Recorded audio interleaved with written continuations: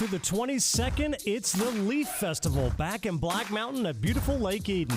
Come and celebrate the legends of the Americas with a great musical lineup: Hallucination, Martha Redbone, the Dan Tyminski Band, Donna the Buffalo, and a whole lot more. Of course, Leaf is more than just the music. It's the arts, the food, the vendors, and all of the beauty of Lake Eden. For more information and to get your tickets, go to theleaf.org. Proudly sponsored by iHeartMedia Asheville. From the Ingalls Studios, this is ESPN Asheville, WPEK, W225CJ Fairview, WMXF Waynesville, and iHeart radio station. Now, your chance to win $1,000. Just enter this nationwide keyword on our website. WIN. That's WIN. Enter it now. Log on now to ESPNAVL.com. And good luck from your friends at ESPN Asheville. The pounding begins. The wagons are circled.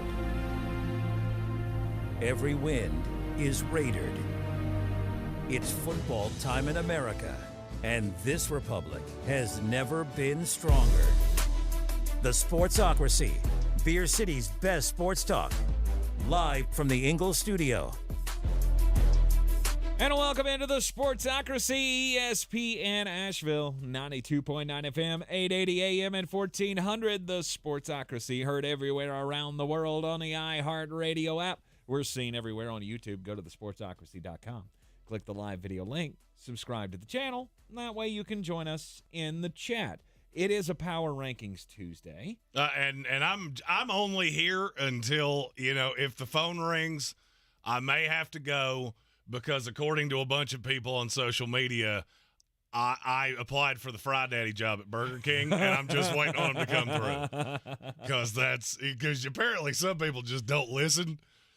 You hear what you want me to say, not what I actually said, and I've been doing that for 24 hours. The trolls are out after Flostradamus here because what? You said one little thing about Caleb Williams and everybody loses their minds. Everybody loses their minds. And all I said was, I don't think he's the no doubt number one, and Drake May is close to him. That has turned into, let me hit some of the high water marks from that. One guy said he was going to buy the company and fire my unathletic which is hilariously comical to me.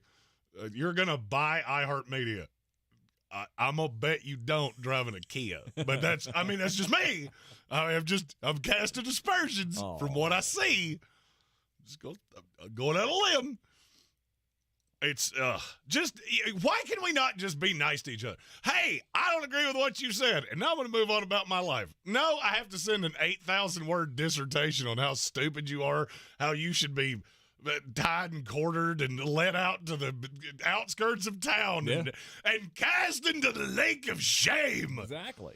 For your stupid take. I mean, look, that would be improvement over medical castration. So, you've been threatened with that in the past as well. I have. And I steer into it because I'm not going to lie. I see you do it, and I go, oh, let me ruin your day. Uh-huh. I am going to say whatever it takes for me to go, I want to kill you. Yeah, that was the goal.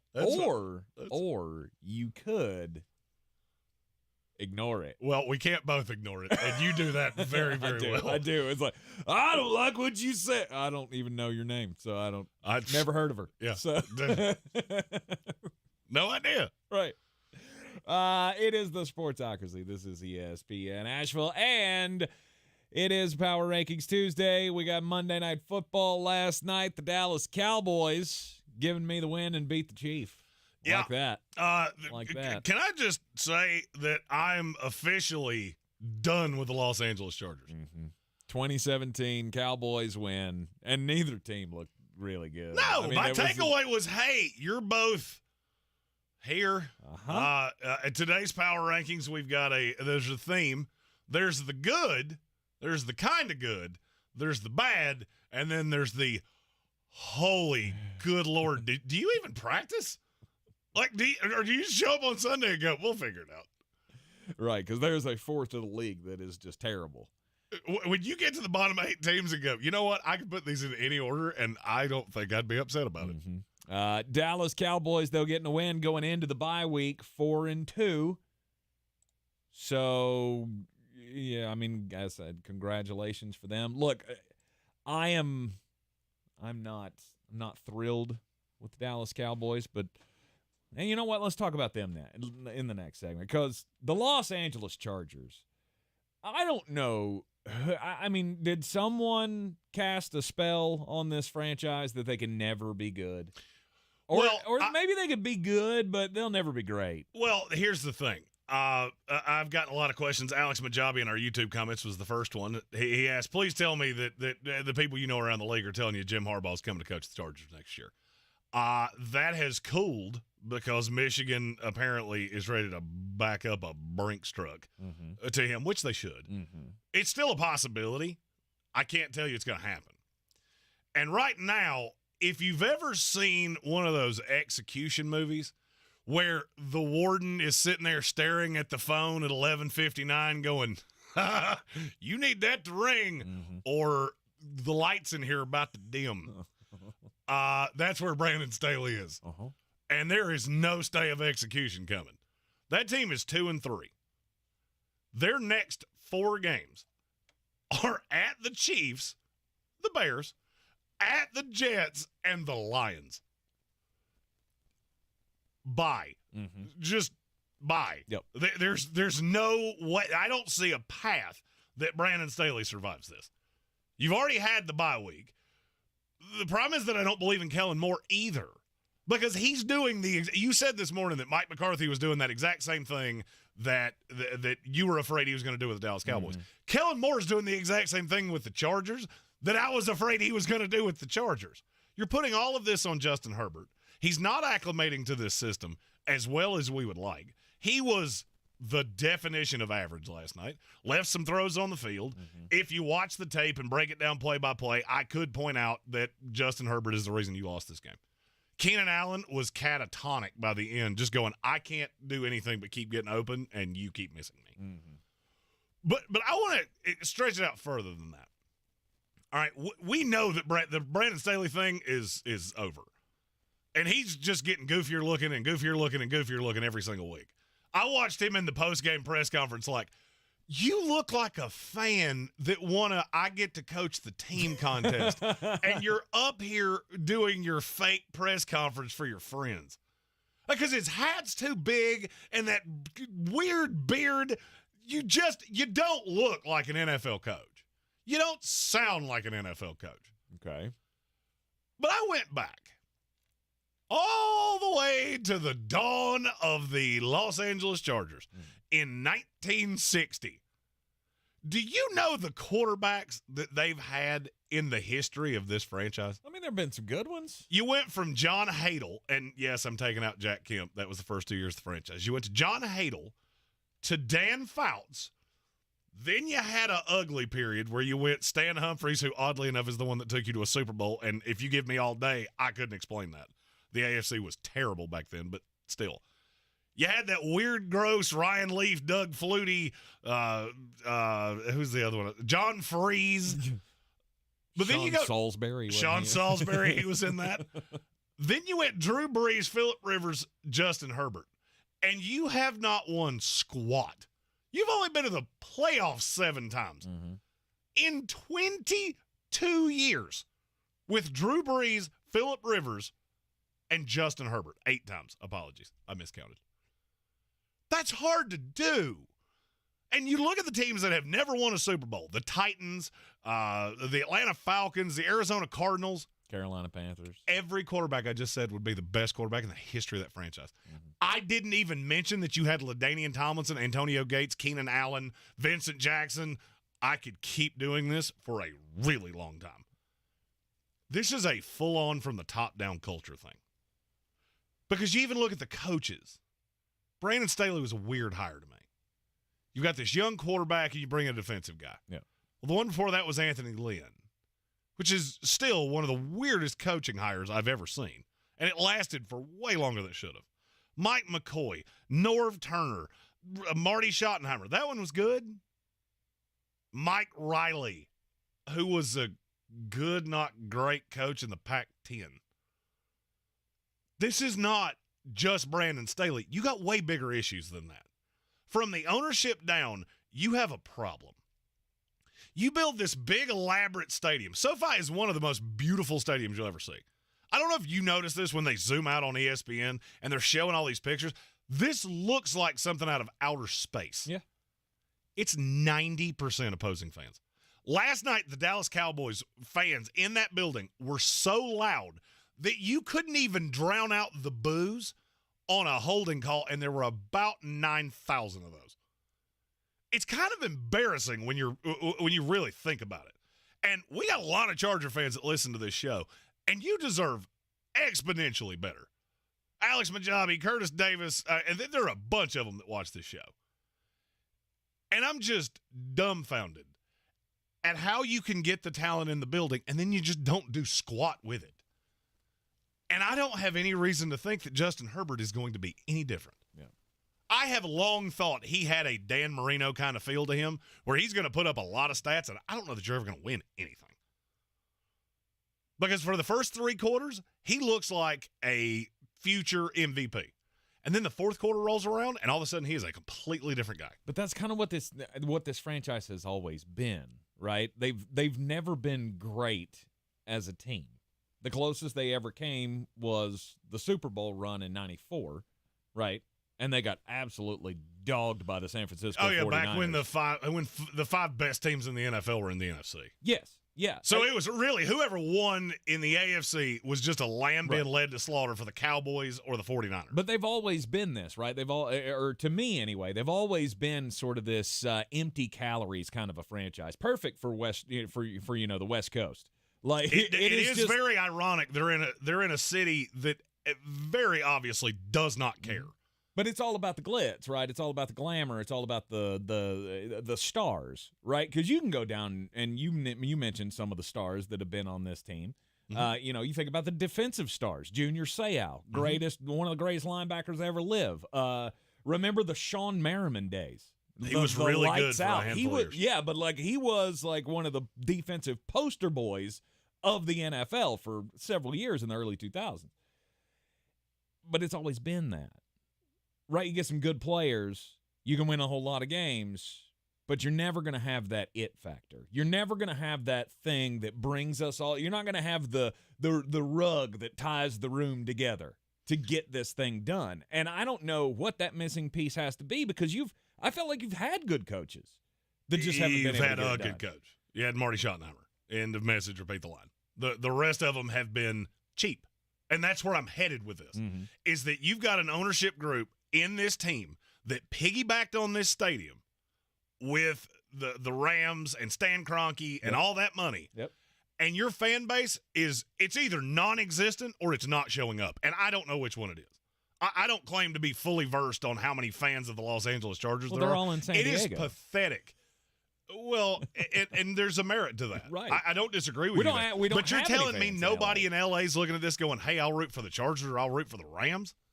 No. One of the coolest stadiums in the league? Most everybody's already got their teams, right?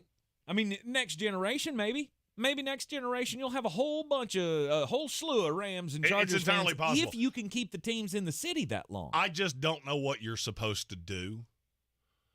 I mean, you've already got some of the coolest uniforms in the league, which that doesn't sound like an important thing, but it is when you get into the merchandising. And there are certain fans that looks cool. That's who I'm going to root for. Mm-hmm.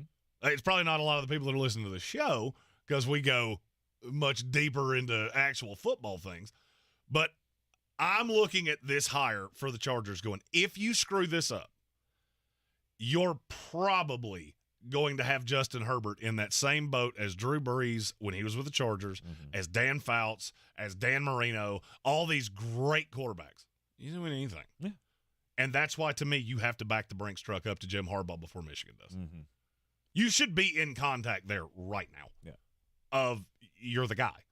You're the guy that has enough cachet to come here. You're not a coordinator where I have to figure out what you're going to be. Kellen Moore has done nothing to make me think. I mean, he'll be the coach when they fire Brandon Staley 3 or 4 weeks from now. Yeah. But I don't have any belief that this is going to change. No. I look at the Chargers right now. Do you see a playoff team, yes or no? No. I don't either.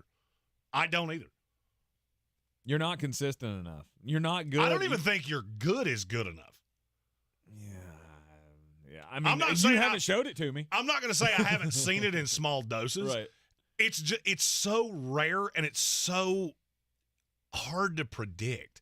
I mean, you got to understand, this is a team that's played 5 games. They have 2 wins. One's against the Vikings and one's against the Raiders, and both were close. Mm-hmm. It's just not a very good team. It's not well coached. They're horribly undisciplined. Notorious B.I.G. with a really good point. Nobody wants to talk about the Chargers' offensive line in the fourth quarter. It was an absolute clown show. I don't know where my bell is. There it is. You're absolutely right. Even Rashawn Slater was not great. Mm-hmm.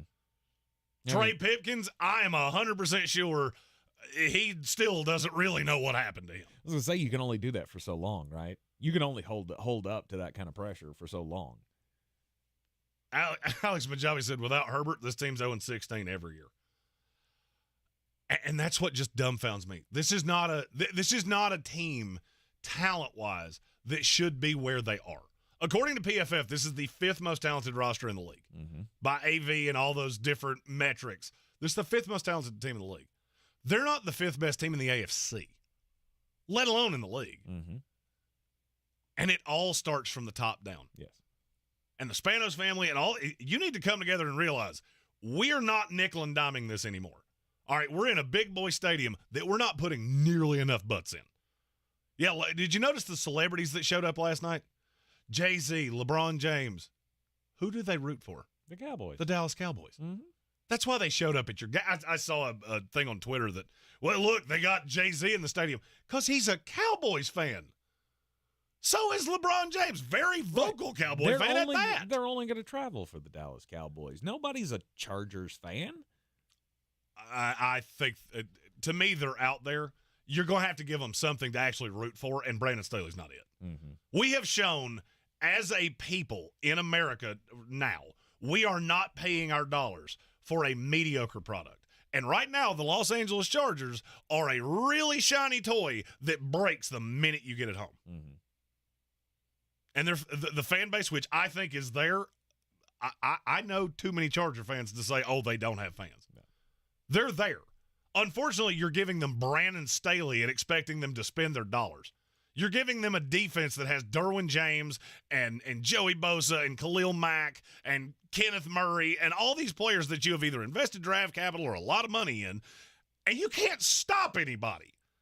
But this defensive coach that you brought in because he was such a good coordinator, the defense is awful. It's awful. Play call on offense is awful. And you just deserve better than this. You've had too much talent that you've wasted, and I'm afraid you're doing it again. Mm-hmm. And now I'm looking at the Chargers going, I don't see a path that you do make the playoffs. Because you got those 3 with tough teams, 2 of them on the road, Chiefs and the Jets. You still got to play the Lions. You got another one with the Ravens. You still got to play the Bills. You got to play the Chiefs again. You're already sitting on 3 losses. You're not making the playoffs in the AFC at 9-8. And I don't see a way that you finish better than that. Yep. And I'm not sure that you don't find a way to lose a game that you're not supposed to the Raiders or to the Packers. Those are probably the only 2 because I don't see you losing to the Bears, especially with potentially Tyson Bagent playing quarterback. Actually, that could be the best solution. Go lose to the Bears, and then we don't have to deal with Brandon Staley anymore. I'm shocked he still has a job today. I am If this as well. wasn't a short week, I don't think he would. And if you go in and get dusted by Kansas City, which I fully believe you're going to, Mm-hmm. This is a rivalry game. Kansas City needs this to change not insider narrative, but public narrative because they're not just stomping out mediocre to bad teams.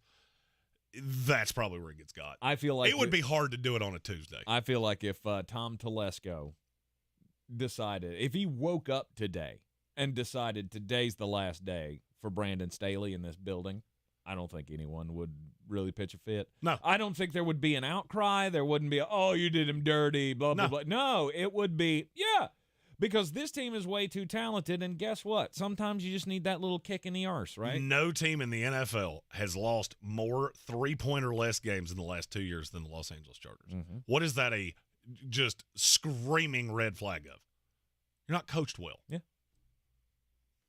You're in the Sportsocracy, and this is ESPN Asheville. Speaking of teams that aren't coached very well, hey, one of those was on display on Monday Night Football last night as well. We'll talk about them up next. The Asheville Championship returns to Harrah's Cherokee Center in Asheville November 10th and 12th. This year's field is the best yet. The Clemson Tigers, Maryland Terrapins, Davidson Wildcats, and the Blazers of UAB. 4 exciting matchups with a champion to be crowned in one of the premier early season tournaments in college basketball. For more information and to get your tickets, go to AshevilleChampionship.com. That's AshevilleChampionship.com. It all starts in Asheville November 10th and 12th. Proudly sponsored by Ingalls Markets. I believe real estate isn't about properties. It's about people. I'm Clarissa Hyatt-Zach with eXp Realty, serving all of Western North Carolina. Navigating the home buying and selling journey can feel overwhelming at times, and that's why having an agent who cares about you and your needs is key. I'm a native of Western North Carolina, and I close over a home a week. I'm an expert in the market, pricing my sellers correctly to net you the most money, and working as a skilled negotiator for my buyers. Please give me a call today at 828-774-6343 to set up a complimentary market analysis. If cleanliness is next to godliness, look around the car right now. Is that very godly? Look, life comes at you fast, but so does WBNC Auto Detailing. They have the tools to make your interior look like it's coming off the showroom floor. You don't believe me? Check them out on Instagram. All that filth and years of stains disappear. WBNC Auto Detailing does full interior and exterior details with paint correction, and they do wax and ceramic coatings. Call WBNC Auto Detailing at 455-3700. Premium care with a Southern hospitality touch. Taco Bell just made nacho fries even better with new vegan nacho sauce. Now available in participating Taco Bell stores. Limited time only while supplies last. Ingredients certified vegan by American Vegetarian Association. Vegan and animal ingredients are handled in common and cross-contact may occur. Gillette Intimate gives guys a gentle and easy shave on there. And around there. And even under there. Don't treat your groin like junk. Respect it with Gillette Intimate, the best a man can get. Buy now at a retailer near you. Hi, I'm Henry Winkler. My eyes are very important to me. My eyes connect me with things I love. I loved my late father-in-law dearly. He always lit up a room, but his vision dimmed with age. He had age-related macular degeneration, or AMD. And since partnering with Apellis, I've learned there's an advanced form of the disease called geographic atrophy, or GA. His struggle with vision loss made me want to help others know about GA's warning signs. For some, straight lines seem wavy, like when looking at a door frame. For others, blurry or missing spots can make it hard to read or see loved ones' faces. Many have trouble seeing in low light, making driving at night difficult. GA gets worse over time and cannot be reversed. If you've been diagnosed with AMD and notice vision changes, don't wait. Talk to your eye doctor about GA today. Learn more at GAWon'tWait.com. That's GAWon'tWait.com.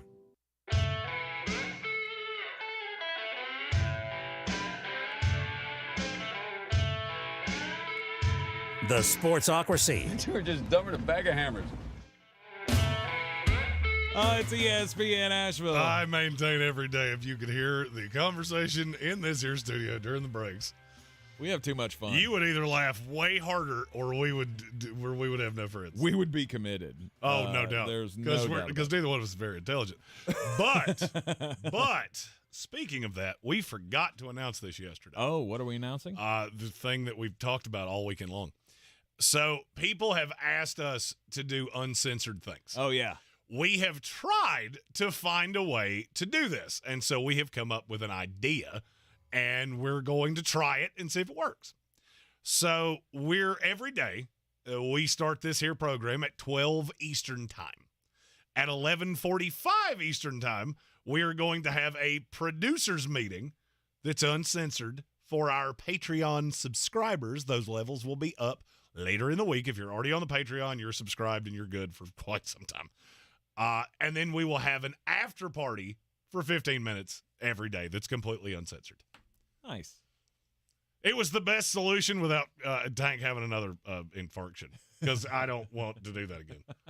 Because I'm afraid this time he's going to go down, and then I'm going to have to pick him up, and it really changes your relationship when you scoop somebody off the pavement. That's just too much.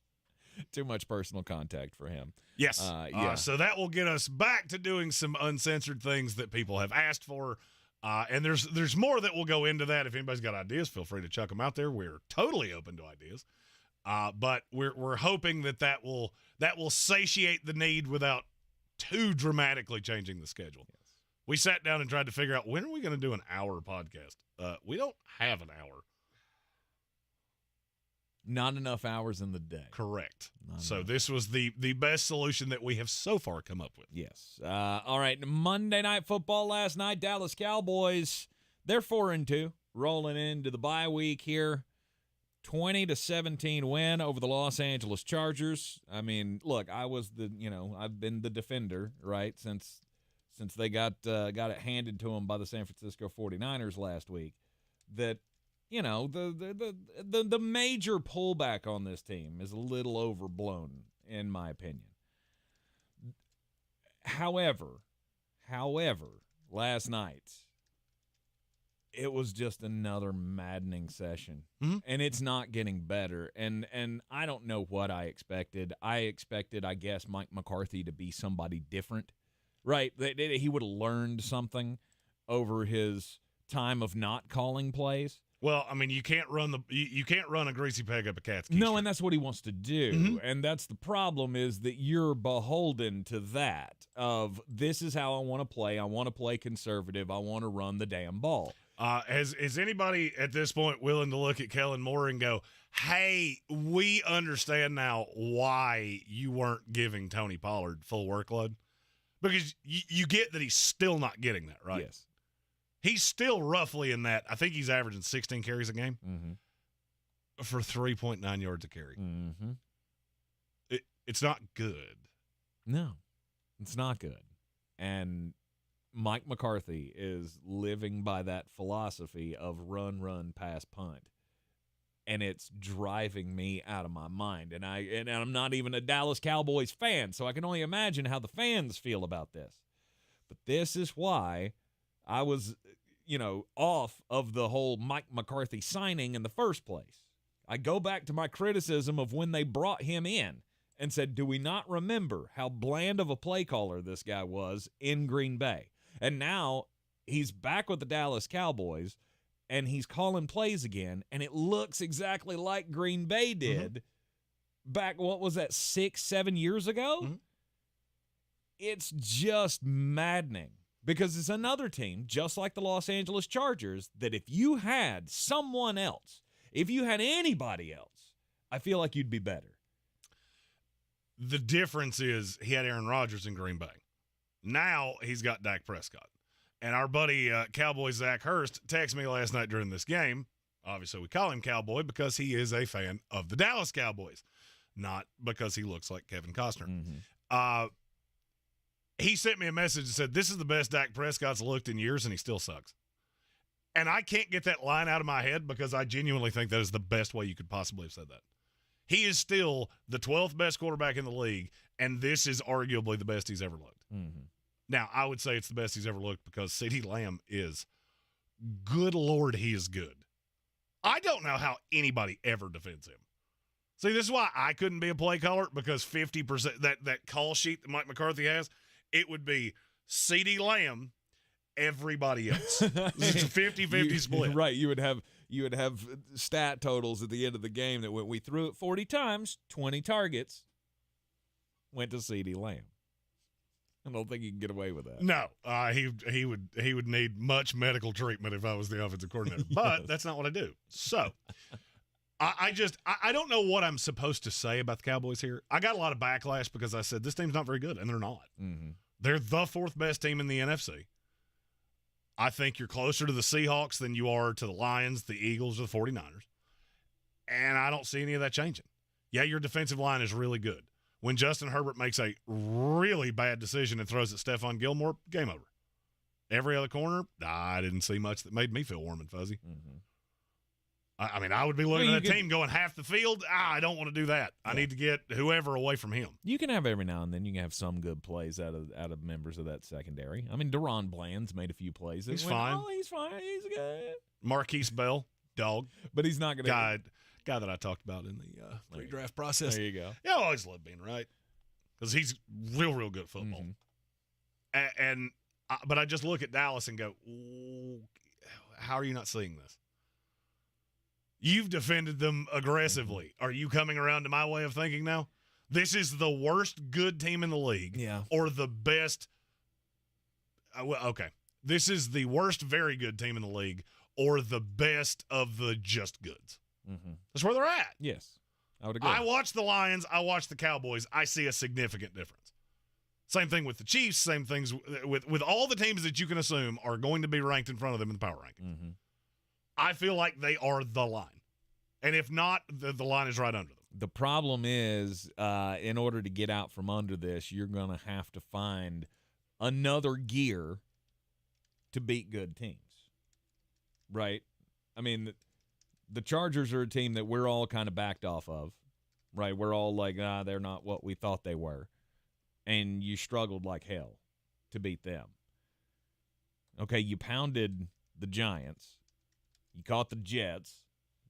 Let's call that an outlier game, right? They're bouncing back from the Aaron Rodgers thing, whatever. They're better than the Jets, but the Jets are just a good team. And then you beat the New England Patriots. Mm-hmm. Other than that, you don't have much to hang your hat on, and you got to find that other gear to put you over the top if you're going to be an actual contender. And here, once again, we find ourselves going, the Dallas Cowboys, this is the year. No, it's not. Well, the thing that nobody wants to talk about is that you're getting ready. So you're going into a bye, and then you've got a meaty clackers portion of the schedule right here with the Rams, Giants, Panthers, Commanders. You should win all 4 of those games. You lose one to the Eagles, that puts you at 8-3. You may not win another game for the rest of the year after that, because you go Seahawks, Eagles, Bills, Dolphins, Lions, and then that last week against the Commanders, that game may or may not even matter. That's a really daunting part of the schedule. That's 5 teams that we have in the top 12 that you end the season with. So this could be one of those times, and I'm just going to forewarn you of this before it happens. This could be one of those times that the Dallas Cowboys fool you, especially if they were to beat the Eagles, where they fool you that, oh, look, we've turned a corner, we're really good, and then they get you again. This time, I'm not falling for it. You're in the Sportsocracy. This is ESPN Asheville, 92.9 FM, 880 AM and 1400. This is your Exergen Temporal Scanner weather forecast on ESPN Asheville. Right, getting into our afternoon and seeing the clouds and the chilly weather sticking around. Some of us maybe not even hitting 50 degrees today. Slight chance of a shower early. Overnight tonight, a chance of showers early, then some clearing later. A little breezy, 42, 30s in the normally cooler spots. Tuesday, sunny, 60. On Wednesday, sunshine milder, 66. Thursday, sunshine, 67. From the Weather Channel, meteorologist Ray Stajic. This report is sponsored by Taco Bell. Taco Bell just made nacho fries even better with new vegan nacho sauce. Now available in participating Taco Bell stores. Limited time only while supplies last. Ingredients certified vegan by American Vegetarian Association. Vegan and animal ingredients are handled in common and cross-contact may occur. Don't miss Zero Res Carpet and Air Duct Cleaning's thrilling fall sale. Call now and mention ESPN Asheville to get 3 rooms cleaned for $129 or schedule online at ZeroResAsheville.com. You can't miss the Zero Res Carpet and Air Duct Cleaning fall sale. Pain in your knees, shoulders, hip, or back that won't go away? Check out QC Kinetics for long-lasting relief. No surgery, drugs, or downtime. QC Kinetics, 828-333-9517. With locations in Asheville and Greenville. eBay Motors is here for the ride with the parts you need for the prices you want. And with eBay Guaranteed Fit, it's guaranteed to fit your ride the first time, every time, or your money back. Keep your ride or die alive at ebaymotors.com. Eligible items only. Exclusions apply. Hustle up. We've got 8 more floors to go before lunch. Sarusha's window washing business is reaching new heights. Wipe, and let's roll. They need more certified cleaners to keep online reviews crystal clear. Team, I know we're hustling, but watch for streaks. Candace, can you give me a hand over here? Indeed can help them hire great people fast. I need Indeed. Indeed you do. Our hiring platform instantly connects you with quality candidates, and you can schedule and conduct virtual interviews right from the Indeed dashboard. Visit Indeed.com/credit and get $75 towards your first sponsored job. Terms and conditions apply. This week in the Buncombe County Game of the Week, it's the conference title showdown in the MAC. AC Reynolds at TC Robertson. Both teams are undefeated in conference play. The winner will be in the driver's seat for the championship. Bojangles Countdown to Kickoff show starts at 6:30 with a kickoff at 7. On AM 1400, Tuscola, coming off their big win against Pisgah, is on the road at Smoky Mountain. Cowboy John Roden and the gang hit the airwaves at 7. The best high school football coverage is on News Radio 570, WWNC, and ESPN Asheville.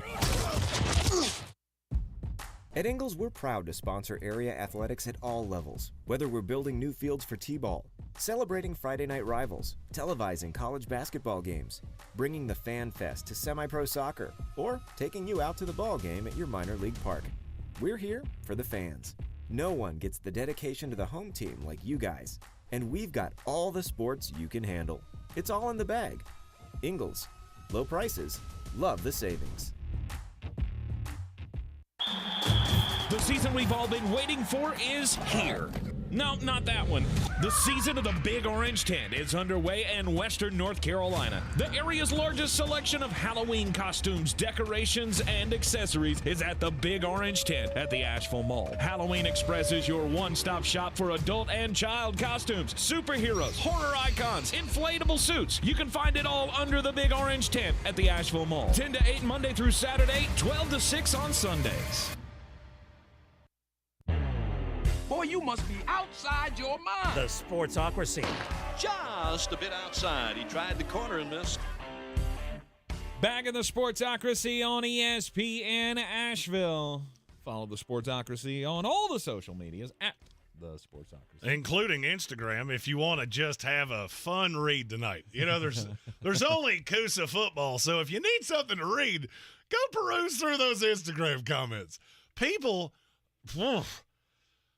Some of y'all need a thesaurus, like just and a dictionary. Fat starts with an F. I'm just throwing that out there. Did they spell it with the PH? Oh, one of them spelled it with an R, which I'm still stuck on. Fert. You're a Fertman. You're a Fert gentleman. Oh, that's fine. Okay, whatever.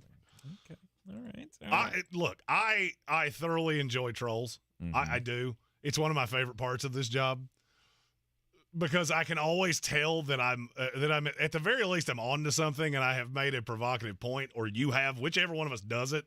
When people lose their minds and start calling us bad names, I'm like, yep, that was a good one. That's a good one. We should do more of that. And I'm gonna. And I'm gonna keep on doing it. Speaking of keeping it on and doing it, it's been doing it forever. And it ain't going to stop now. And for some reason, the popularity just continues to grow because we embrace this person as an institution in this country. And I feel like it may not be the halftime show that we wanted, but it may be in these tumultuous times that we find ourselves in the halftime show that we needed. Is it Creed? Is it Creed? It's not Creed, but it's promised that this show is going to rock. Thanksgiving Day, halftime of the Dallas Cowboys and the Washington Commanders. Jolene. Cousin Dolly is going to be playing the halftime show. Oh, stop. She swears it's going to be a rockin' good time. The 77-year-old country crooner.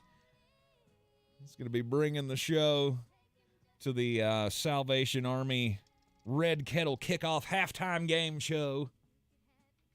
So let me get this straight. Okay. I mean, I'm all in. So let me get this straight. You went from Luke Combs to Dolly Parton. Well, I mean, you know, sometimes you swing and sometimes you miss. Now, this is not a miss, though. Everybody loves Dolly, right? But you went from Luke Combs to Dolly Parton. We can't have Luke Combs Dolly's every fine. year. Dolly's fine. I don't get it. I don't get it. I mean, when was the last album she put out? 1996? I think she just put a new one out. Why? I don't know. Who is doing? People love Dolly Parton. Like I said, she's an American institution now. Kevin the PRF said, I hope I look that good, but I'm 117. 100%. Well, here's the thing. There's only parts of her that are 117.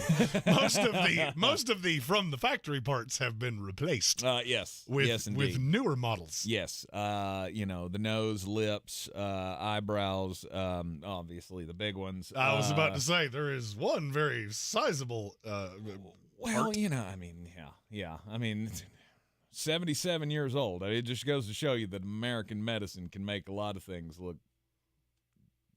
I don't know, good. I can't say things. I can't ever be a part of the Dolly Parton thing because well, she's family, and I can't do that. Yeah, she is weird. Family. She's actually family to Tank. So I didn't know this. Dolly Parton's a brilliant businesswoman. Scott Treadway said this in YouTube comments. She bought Big Lots, Harris Teeter, and Piggly Wiggly. Mm-hmm. I did not know that. Mm-hmm. Yeah, she's a giant business mogul, and I wish to God she knew we were related. So what you're telling me is that she owns Big Wiggly Teeters. That's Scott Treadway's line. I got to give credit where it's due. My story's about Dylan Dennis. For you, Scott. That's a great line. That is a great line. Dylan Dennis. It didn't go so well for him against Logan Paul, but he's oh, and now Tank's gonna laugh like a hyena for the next 5 to 10 minutes. Dylan Dennis didn't go so well for him against Logan Paul, but he has got a new media opportunity. If you don't know that name, that is the guy that fought Logan Paul over the weekend and then tried to choke him out in a boxing match, which then led to an Andrew Galata type of melee in the ring, which was bar none the most entertaining part of the fight.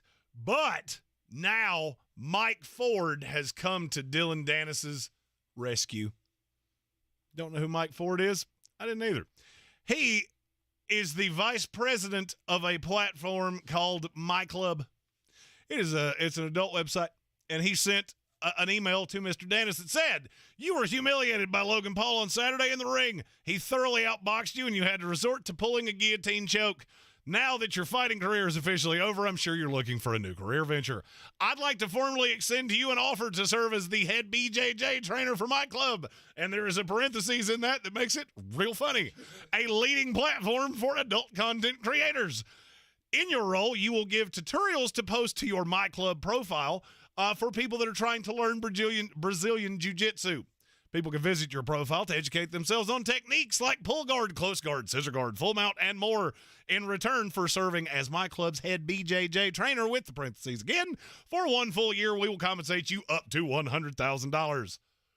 Okay, if you can get $100,000 guaranteed, you should do that right now. Because Dylan Dennis has next assistant store manager at the Home Depot written all over him. Because you're not a good boxer. I don't know if you're a good Muay Thai fighter, but or BJJ fighter. You're a horrible boxer. Why do we keep doing this? Like, why is somebody offering him $100,000 to teach Brazilian Jiu-Jitsu on My Club? Because he's got a little bit of fame. And it's probably the best thing that My Club's ever going to have. If I can get a name of somebody who's been in the news cycle recently, I'll go get it. Right? That's how most businesses think. Or am I wrong? Am I off base on you're the business guy, so well, I mean, I don't understand who's going to see Dylan Dennis on My Club, which to the best I can tell is like the Wish version of OnlyFans. Which, by the way, you want to talk about some lowbrow content? When you're the Wish version of OnlyFans, woof. There are some specific kind of fetishes on that particular website. There's some people that look like Tank selling feet pictures for the low price of $199 a year. Oh, I was getting excited. I'm like, hey, I could make $2 a month. No, Tank, you could make 22 cents a year. Oh, you ain't seen these feet? Actually, I have. There's weird people that be into that. Yeah, they look like you could catch a salmon floating downstream with those talons. Almost can. It kind of looks like Gollum. The princess. Give us the princess. I don't know. I don't know who'd be interested in Dylan Dennis. I got nothing. Because I just heard of him 4 days ago. Like on Friday before the fight happened. That's when I heard of him too. Because apparently Jake Paul brought out Chris Hansen from the To Catch a Predator show. He brought him out during the press conference. Oh, I didn't see that. Yeah, and started lobbing accusations at Dylan Dennis for being, grabbing a bad man. Yeah. Apparently he He was assaulting people. How do you get Chris Hansen to sign up for that? Don't know. You I mean, I'm just tell sure him, Chris "I will give Hansen, I'm sure he comes cheap. You could probably get Scott Hansen for, you spend more money on Scott Hansen than you would on Chris Hansen. How much sit down? We got some things to talk about. Right. Yeah, so that was the first time I had ever heard of Dylan Dennis. I know nothing about him. Yeah. He looked like the Tiger King version of a boxer to me. He was wearing like some kind of cheetah robe. He did look like he could have been employed by Joe Exotic. Yeah. Absolutely. He looks like he was at one time employed by Joe Exotic, and then he was sponsored by Jack in the Box. He's a little doughy.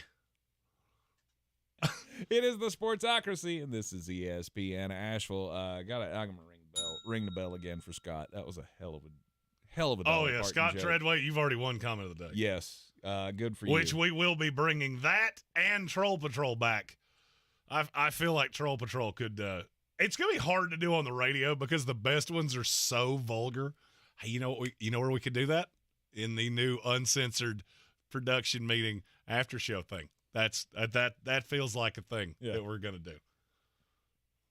Absolutely. Is Scott from here? I have no idea. Oh, okay.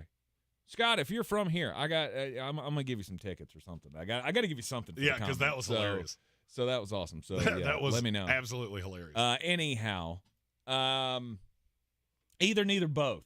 Let's do a little either, neither, both before we get into the Week 7 power rankings here at the top of the hour. What is on your mind today, Flostradamus? Well, we didn't talk as much about college football yesterday, and I got something that's rattling around in my brain because I've adopted two schools. One that has been my long-standing college football team, which is the Florida State Seminoles. The other is the Washington Huskies. So I ask you, is there a chance that either one of them could actually win a national title? Not get to the playoff. I know there's a path to that. Could they actually get in and win? Either, neither, both, Florida State, Washington. Because I feel like Georgia and Michigan have the other two spots in this playoff locked up. I will say either, and I'm going to go with the Florida State Seminoles. I think there is a path for them to win a national title because, I believe they're a more complete team. The thing that would bother me if I was Washington is watching Oregon run that same trap play right down your throat. And I get that Bucky Irving is a really good running back. I don't understand how you didn't adjust to that at any point.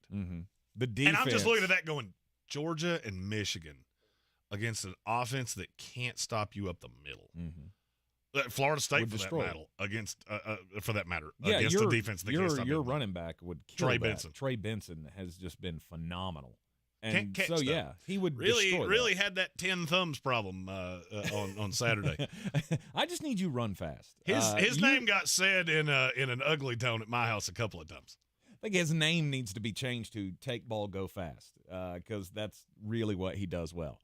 And I'm all for it. I don't see either as a complete team with the defense to be able to back it up.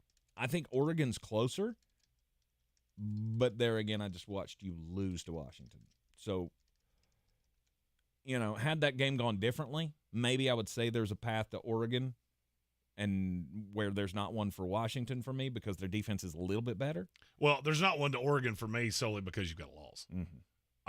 I'm looking at Oklahoma going, I don't know who you're supposed to lose to until the Big 12 title. Well, as you've said, if the Pac-12 champion has one loss, there's a chance they get in, and so there's still a path. I think Washington could get in because they've got the win over Oregon. But say Washington loses to, I don't know. I'm not looking at the schedule. Say they lose to Utah. Well, no, that one's at home. So they lose to Oregon State, at Oregon State. You could probably survive that if you go through and win the Pac-12 title game. I think that would still get it over Oklahoma for me, and I think the committee would feel the same way. Okay. The Big 12 is just so bad. Yeah. But I would tend to agree with you. I think Florida State has a shot. But I would – honestly, you know what? I'll go both. Michael Penix is so special that I'm not sure with that set of receivers, I'm not sure anybody can score with you. Mm-hmm. I mean, you're going to have to not punt the ball. And I know they had a bad quarter against Oregon. I get it. It's the first one they've really had all year. So, to me, that's more of an anomaly and a credit to Oregon than it is anything else. Yeah. I think they both have a shot. Okay. I really wish this was the first year of the 12-team playoff. I've completely changed my mind on that. Okay. All right. Fair enough. I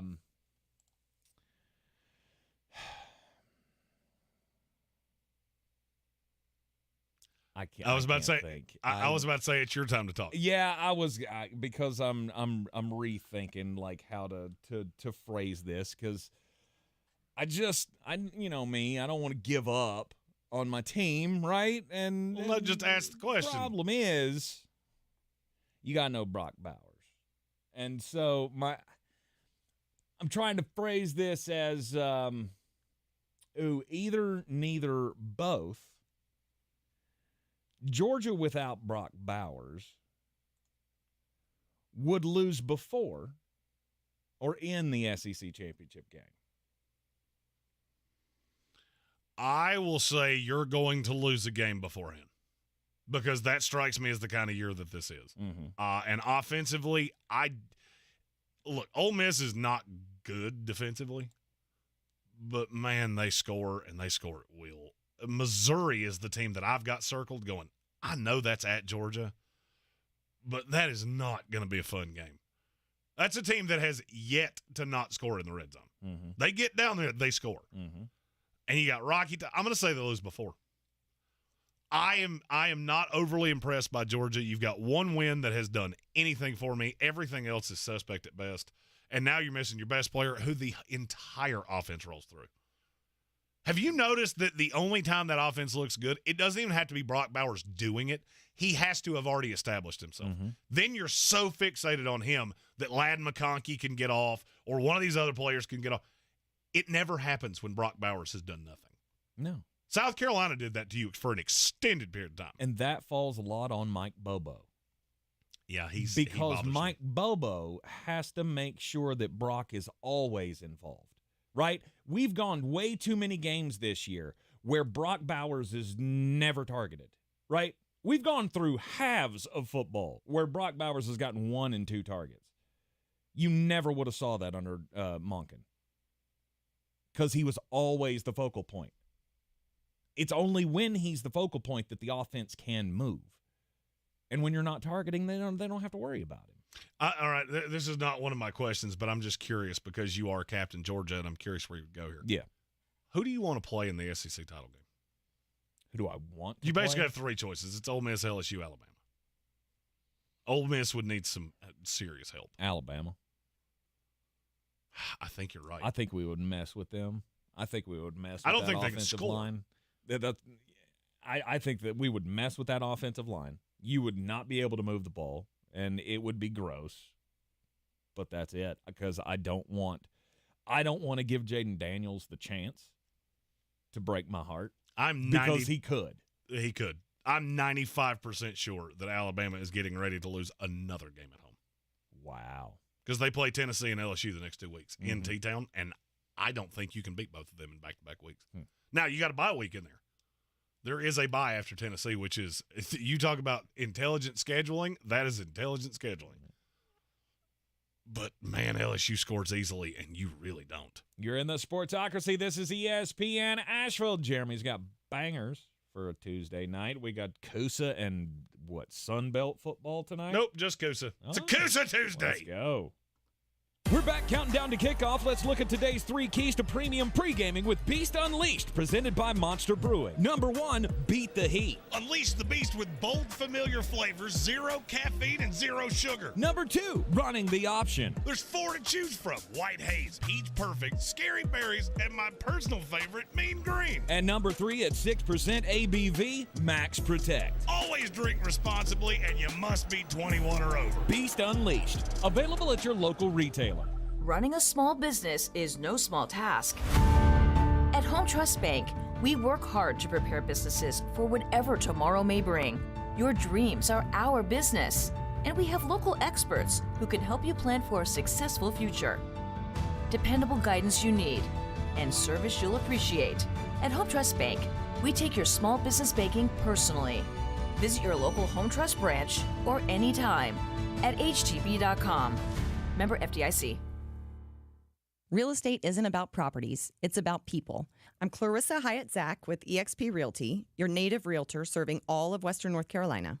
I will work hard for you, and I believe in doing the right thing every time. I market each of my listings to reach out-of-town buyers. I use a professional photographer and drone video on every single listing, as well as collaborate with agents across the country to find your buyer. Check me out online at clarissasellswnc.com or give me a call at 828-774-6343. It would be my pleasure to assist you through the real estate process. Hey y'all, this is Ronte, and a little thing I love about the Chick-fil-A honey pepper pimento chicken sandwich is the pimento cheese. I was like, go cheese, go pimento, go honey, go get it. Hi, this is Chantrice, and a little thing I love about the Chick-fil-A honey pepper pimento chicken sandwich is the mild spiciness of the pickled jalapenos. No, it's the crispy chicken. Actually, I can't decide. It's the entire sandwich. Order the honey pepper pimento chicken sandwich on the Chick-fil-A app today. Available for a limited time. Real Chick-fil-A guests paid for their testimonials. How powerful are new Power Scratch-Offs? More powerful than this hair metal band's signature scream. No way, baby! Power Scratch-Offs are packed with prizes and have power spots for more cash wins. Show me the money! Feel the power of a win! With Power Scratch-Offs from the North Carolina Education Lottery. Must be 18 to play. Approximate overall odds of winning range from 1 in 3.23 to 4.57. Problem gambling helpline 877-718-5543. Coffee's for closers only. Get them the money! Then when you get the money, you get the power. That watch costs more than your car. Then when you get the power, then you get the woman. It's a Coosa Tuesday, and that means it's time for bangers. None of these games are going to be real palatable to watch, but you can make money on them, and that's what I'm here for. This is Green on Green, brought to you by Ingles Markets. Low prices, love the savings. We start with the Jamie Chadwell-led Liberty Flames. They're a 14.5-point favorite at home against Middle Tennessee. Middle Tennessee did something very strange in their scheduling. They just don't take bye weeks. They just keep getting drugged down the sidewalk every single week, and I'm going to keep picking against them. It burned me last week. It's not going to burn me this week. Liberty will run all over them. They're going to win by a lot. Give me the Flames, minus 14.5.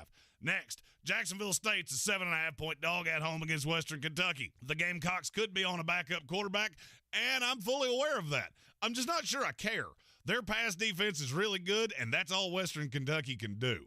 This will not be as high-scoring a game as people think, and I like the Fighting Rich Rodriguez's again. Give me Jacksonville State plus the 7.5, but Western Kentucky wins outright. And finally, South Alabama's a 18-point favorite against Southern Mississippi. That's a lot of points, and you know I don't like giving points like that, but I'm gonna, because Southern Miss is terrible defensively. They have absolutely gotten annihilated in the run game, and South Alabama is a very balanced team. I think they'll run. I think they'll pass. I think they'll win by a lot. Give me the Jaguars minus the 18. For more, find us on all the social medias at the Sportsocracy, and as always, love the savings with Ingles, love the winnings with me. Mull it out. This is your Exergen Temporal Scanner weather forecast on ESPN Asheville. Right, getting into our afternoon and seeing the clouds and the chilly weather sticking around. Some of us maybe not even hitting 50 degrees today. Slight chance of a shower early. Overnight tonight, a chance of showers early, then some clearing later. A little breezy, 42, 30s in the normally cooler spots. Tuesday, sunny, 60. On Wednesday, sunshine milder, 66. Thursday, sunshine, 67. From the Weather Channel, meteorologist Ray Stajic. You know when you wake up and your mouth feels gross and you just can't wait to brush your teeth to get that clean, fresh feeling again? That's exactly how millions of Navage users feel when they use powered suction to rinse out their noses every day, just like brushing their teeth. Once you're able to breathe deeply without congestion, you never want to be without it. That's why so many people rave about Navage, with over 100,000 online reviews. Feel the Navage difference for yourself. In less than a minute a day, you'll feel immediate relief from seasonal allergies and congestion after the very first use. Navage will also help you sleep deeper, snore less, and feel healthier, naturally, without drugs. Start breathing clearly again with Navage. Navage is available at Walmart, Walgreens, Target, CVS, Rite Aid, and online at Navage.com. Navage, N-A-V-A-G-E. Clean nose, healthy life. The Gillette Intimate Trimmer gives you a gentle, easy way to trim your pubic region. Or you could try waxing. Nope. From America's #1 trusted men's grooming brand, the best a man can get, down there. Buy Gillette Intimate at a retailer near you. The iHeartRadio app and the NFL right in your pocket. The home of the NFL Podcast Network, covering all 32 NFL teams, plus all the expert advice to win your fantasy league. And, of course, live NFL games. Touchdown! Download the free iHeartRadio app today. Free never sounded so good. Don't miss Zero Res Carpet and Air Duct Cleaning's thrilling fall sale. Call now and mention ESPN Asheville to get 3 rooms cleaned for $129 or schedule online at ZeroResAsheville.com. You can't miss the Zero Res Carpet and Air Duct Cleaning fall sale. From the Ingalls Studios, this is ESPN Asheville, WPEK, W225CJ Fairview, WMXF Waynesville, and iHeart Radio Station. Now, your chance to win $1,000. Just enter this nationwide keyword on our website, Bills. That's Bills. Enter it now. Log on now to ESPNAVL.com. The Sportsocracy. It fires me up, man. I love it. Say it one more time. The Sportsocracy. Shake it back! Beer City's best sports talk. It is gross. Just earlier. They are mature, actually. You just have to get to know them better. Your lunchtime dose of dumbassery. Live from the Ingalls studio. It is the Sportsocracy. Welcome back into the program here on a Power Rankings Tuesday. ESPN Asheville, 92.9 FM, 880 AM, 1400. And, of course, we're heard everywhere around the world on the iHeartRadio app, and we're seen everywhere on YouTube. We're live in the Ingalls studio. Go to thesportsocracy.com, click that live video link, subscribe to the channel so you can join us in the chat. This Power Rankings Tuesday. We have a theme. We've separated the entire league into 4 columns. There's the good, there's the kind of good, there's the bad, and then there's the ugly. Because we've got 8 teams that fall into all of those categories. Yep. It's kind of weird that we have this distinction so perfectly symmetrical. Oh yeah, we've separated like bad mayonnaise. It's not good. Especially if you're on this first screen that's getting ready to show up on your YouTube feed. Yeah, not the greatest. Let's start with number 32. This is for Stephen Towle, who has been clamoring for this for 2 weeks, and it feels good to say it. The New England Patriots. Yay, you finally made it, Bill.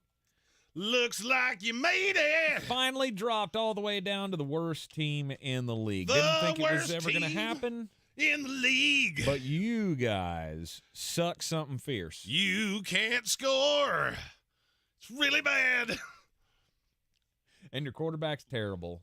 And there's not much else of that team that's good. You Ramondre Stevenson, okay. Hey, can I take a victory lap? I love taking victory laps. Hey, New England Patriot fans that have really enjoyed telling me that Mac Jones he's good quarterback. It's not Mac's fault. Where you at, bro? Where you at, bro? It's got awful quiet. Because I was never wrong about that. Not for 1 second. That is a mediocre quarterback who has regressed every single second he's been in the league. Mm-hmm. To the point now, you cannot put him back on the field. Can't do it. Bill's going to do it, but you can't. He has no shot of scoring more than 20 points in a week. Mm-hmm. None. And the defense is just flat out not good enough for that. You got toyed with by the Raiders.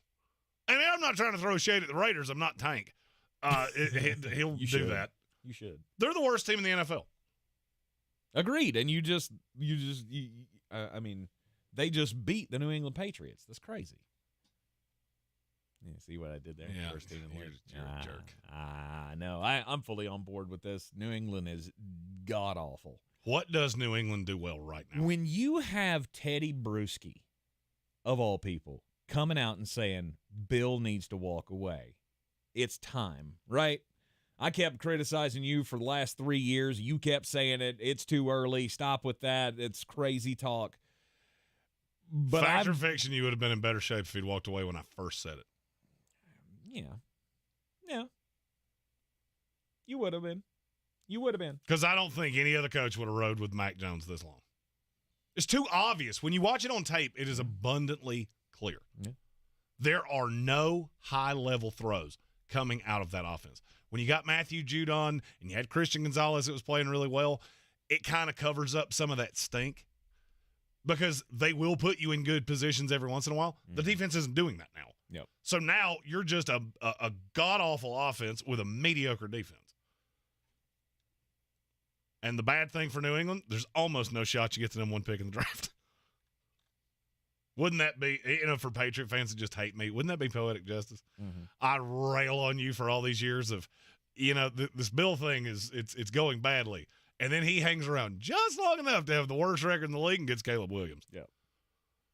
Please don't let that happen. Number 31. The Denver Broncos. Yay. Hey, here's another coach that's not quite what he was billed to be. Nope. See what it did there with the Bill? Yep. Bill Belichick billed to be? Yep. Has not been able to turn things around, and the Denver Broncos are pretty terrible. Here I am for the 6th week in a row calling for it is time to go to Jared Stidham. It's going to happen. And when it happens, you're going to see why I've been clamoring for this. Because that entire team, it's going to be like when Mario finds the mushroom. And you just get a little bigger and a little better. Think so? 100% I do. Okay. You ever had an awful boss? Just an awful boss. Mm-hmm. Do you not come to work just a little sluggish? Like, I can't with Dave anymore. He's just a jerk. And he's dumb, and the company's going in the toilet, and I'm going to get fired. That's what Denver looks like to me right now. And as soon as I saw that little exchange on the sideline where Russell Wilson might as well have just thrown his hand up in Sean Payton's face, you're done. Mm-hmm. You're done. You're done. You're done. You're getting out of this deal after this year. You might as well see if you could salvage something with Jared Stidham. Yep. Yeah, you got the Packers next. And then you get to play the Chiefs again, which – that's not going to go your way. Number 30. The Carolina Panthers. It's bad when there's two teams worse than a team that hasn't beaten anybody. Yep. 0-6 to start out the year. They're giving over the play calling duties over to Thomas Brown. Which is what you should have done in the first place. Hey, NFL head coaches, stop calling your own plays. You're not Andy Reid. That's the only time that really works, because in large part it doesn't. When you hire an offensive coordinator, you should probably hire him to call plays. I would agree. You let the offensive coordinator coordinate the offense. You let the defensive coordinator coordinate the defense. Head coach, you can oversee, but stay out of the play calling. All right? Look, Frank proved he wasn't great at that in Indianapolis. The Panthers' schedule really leans out. They're on a bye this week. Then they go Texans, Colts, Bears. You got a game with the Cowboys. Titans, Buccaneers, Saints, Falcons, Packers, Jaguars, Buccaneers. There's only 2 no-doubt losses in there. And this is a team that has no incentive because you don't have a first-round pick. Yep. They're going to win more games than you think. Yep. Hey, everybody's talking about, Chicago's going to get Caleb Williams and Marvin Harrison. Please no. I don't want to see 2 really good prospects get typhooned by the Bears. Uh-huh. Because that's how that happens. Yeah, I don't believe that's going to happen. No. Carolina's going to win some games on the back half of the schedule. Mm-hmm. It started worse than I thought, but this is going to go pretty much how we told you. Yeah. It's looked worse than I thought. I've said since the beginning of the year that I felt like there was a path that they could start 0-6. But I thought at least there would be some progress that you would see. And maybe I'm asking for too much. I maybe saw we progress from Bryce Young against Miami. That's what I was going to say. Maybe we did see the little bit of progress at the start of the Miami game. And, then play calling got you in trouble later in the game. And and the fact that Miami just has, Tyreek Hill, who you have no answer for. Yeah, absolutely. So maybe the Panthers can pick up a few wins and crawl out of this 30 spot because, honestly, I don't see number 29 going anywhere. The New York Football Giants. Oh. Hey, we don't have any timeouts, and there's one play left in the half. Hey, what should we do? Run the damn ball. You chose a weird time to listen to that. Mm-hmm. Is there something wrong there? Like structurally, is there something off about Brian Daboll and this team? Well, I mean, look, I think we need to be honest here with that Brian Daboll really caught lightning in a bottle last year. All right, and I still think he's a very good coach. But he caught lightning in a bottle last year beating a ton of bad teams. Mm-hmm. All right, last year you beat Tennessee, Carolina, Chicago, Green Bay, Baltimore, Jacksonville, Houston, Washington, and Indianapolis. Only 3 of those were in the second half of the season. Mm-hmm. Teams really largely figured the Giants out at about midseason. And I do think it's time to acknowledge, Brian Daboll he's a good coach. He's not a great coach. And he just doesn't have much to work with. The Daniel Jones thing is a travesty. They look better with Tyrod Taylor, which to me was largely predictable. Mm-hmm. And there's just not much to like. Saquon Barkley, again, he gets a lot of volume, but he doesn't do much with it. Yeah.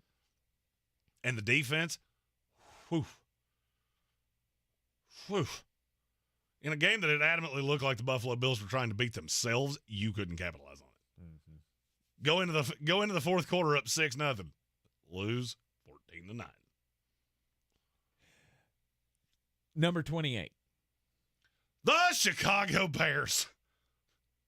When that Bears team is only the 5th worst team in the NFL, that's bad. That should tell you how bad the bottom of this league is. Mm-hmm. And with Justin Fields hurt, it looks like Tyson Bagent is going to start this coming week. And that didn't go well for you last week. He actually had a higher QBR than Justin Fields. Mm-hmm. Now, it started terribly. But after I went back and actually watched the tape of that, he was not as horrific on the backside. They also figured out that you got to run the ball eventually instead of, hey, we have an undrafted D3 quarterback that's in the game. Maybe we shouldn't ask him to throw it 3 times in a row. Mm-hmm. Matt Eberflus is top 5 worst coaching hires I've ever seen. Yep. And it is bearing itself out every single week. Number 27. The Minnesota Vikings. Oh, I remember when thinking this team was going to be something. Oh, I would too, except I never did. Yeah. Well, look, never thought they were going to be great, but I didn't think they were going to be this bad. You add on top of that Justin Jefferson is hurt and out for a while. I'm not going to like your chances in many of the games. Okay, we can beat the Chicago Bears. Good for you. You didn't look great doing it. And look, I know the story came out that Kirk Cousins is not going to waive his no trade, and he wants to stay in Minnesota. I don't understand why. I really don't. Like, what do you think is going to happen here? Your deal's up at the end of this year regardless, because you're going into a void year. Mm-hmm. Do you think Minnesota's bringing you back? No. He could make it worth their while if that's really what he wants to do, right? And how's he going to do that? I don't know. He'll take the deal. Whatever they come to an agreement of, this would be a fair price. I could see that he stays his career there because he's a loyal guy, right? He's a loyal guy, but what incentive does Minnesota have to do that? If you're coming out of coming out of this draft with a quarterback. I mean, come on, you know this as well as I do. Minnesota is screaming at you that that's the team that, let's say Chicago does wind up with 2 picks at the top of the draft. Yep. This is screaming to you that that's the team that trades up to get Drake May. Mm-hmm. You're not bringing Kirk Cousins back in that scenario. I mean, because really, look at the teams up there outside of Denver. I could make an argument that the rest of them aren't going to make the move. You've either got a Jordan Love or Derek Carr. I'm just looking at the top 15 of the draft. Arizona with Kyler Murray or Josh Dobbs or whatever it is you choose to do. Minnesota could be the team that makes the move. And if you do that, then Kirk Cousins doesn't come back anyway. Yeah. This is one of those times that, all right, you love the franchise, do the franchise a solid. Because you need to be losing games at this point because you're not good. And the more you win now, the more it's going to cost you to go get Drake May. Everybody loses their minds about tanking. Oh, every team should try to win every game. Let me say this as a fan of a team that's picked in the top 5, what feels like 57 times in my 36 years of life. Lose the damn games. You want to, I promise you. lose early, lose often, and lose by a lot. Because it is a lot more fun to have that young franchise quarterback than it is to go 6-11.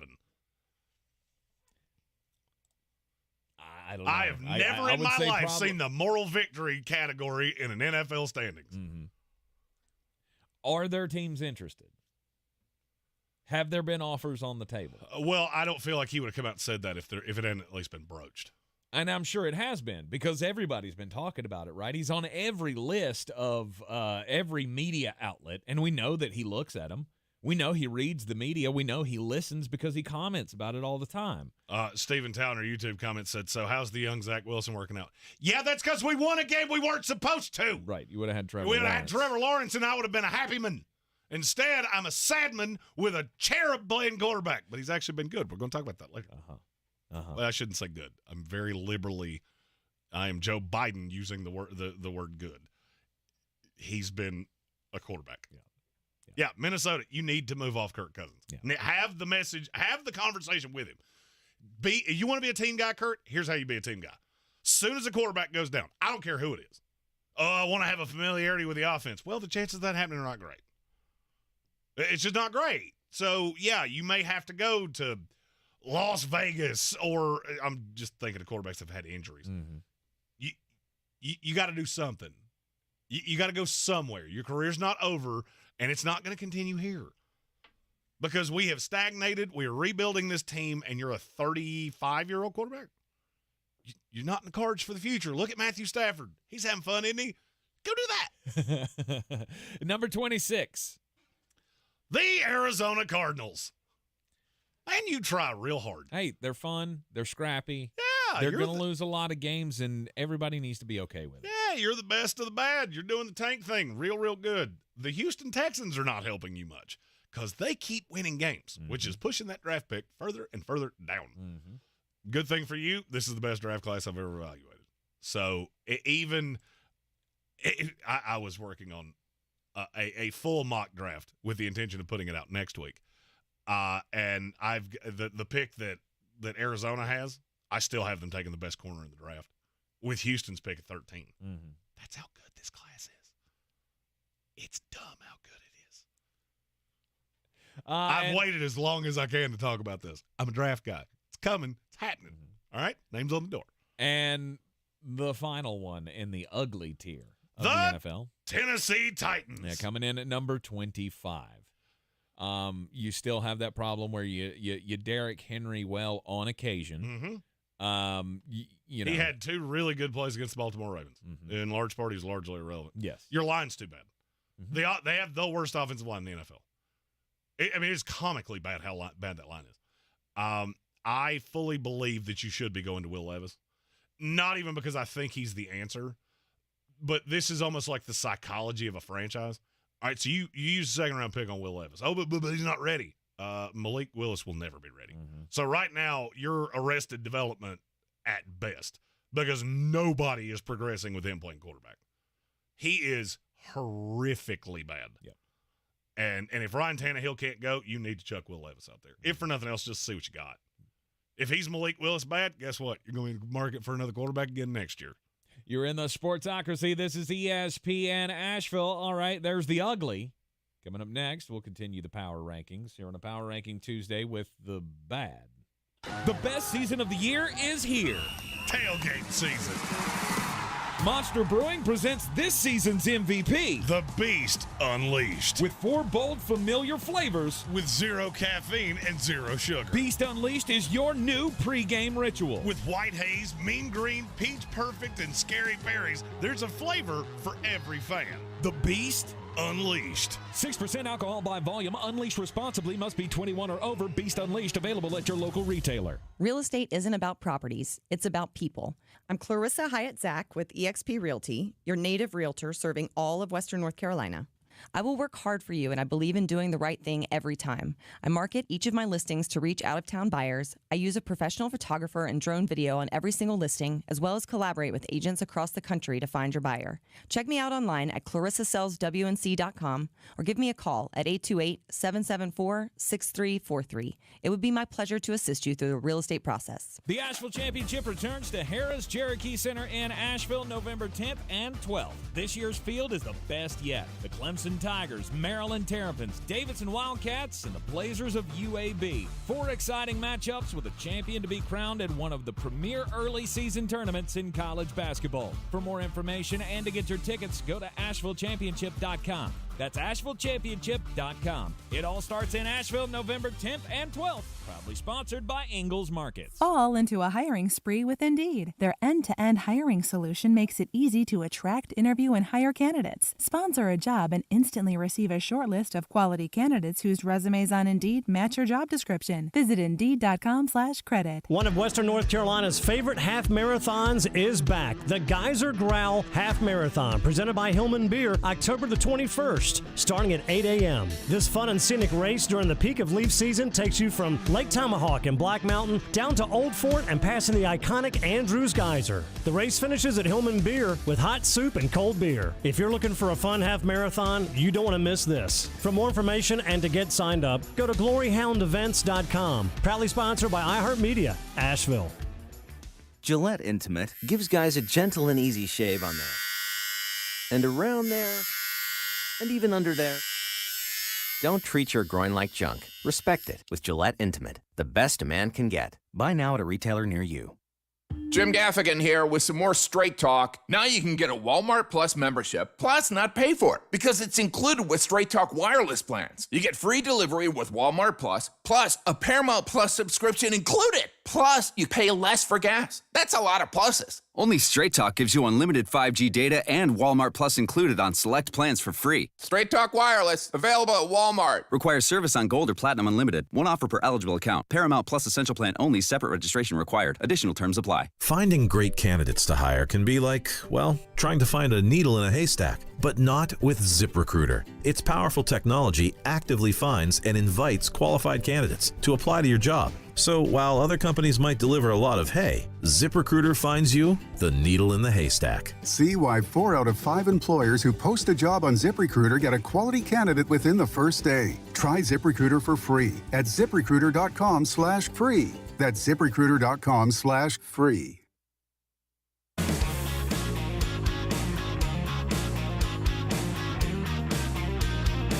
The Sportsocracy. That is some good, clean family fun there, eh, Cott?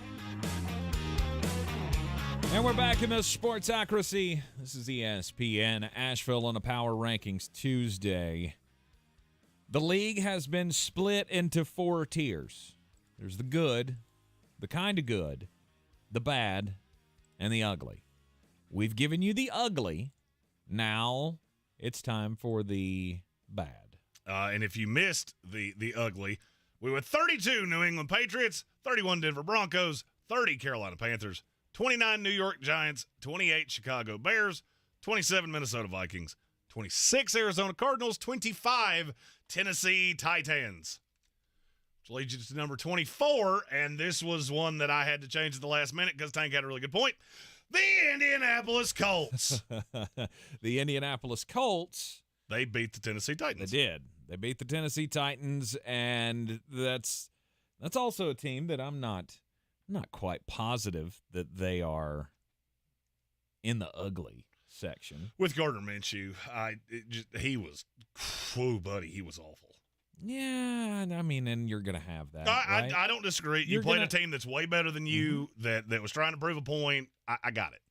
And they showed some fight. I'm still seeing the pieces. You had a perfect, pristine point. The Colts should be ahead of the Titans. I agree with you after you pointed it out to me. Because I'm a big dumb animal and sometimes have to have things pointed out to me. That's, just doing my duty there. You said duty. Oh, you're such a child.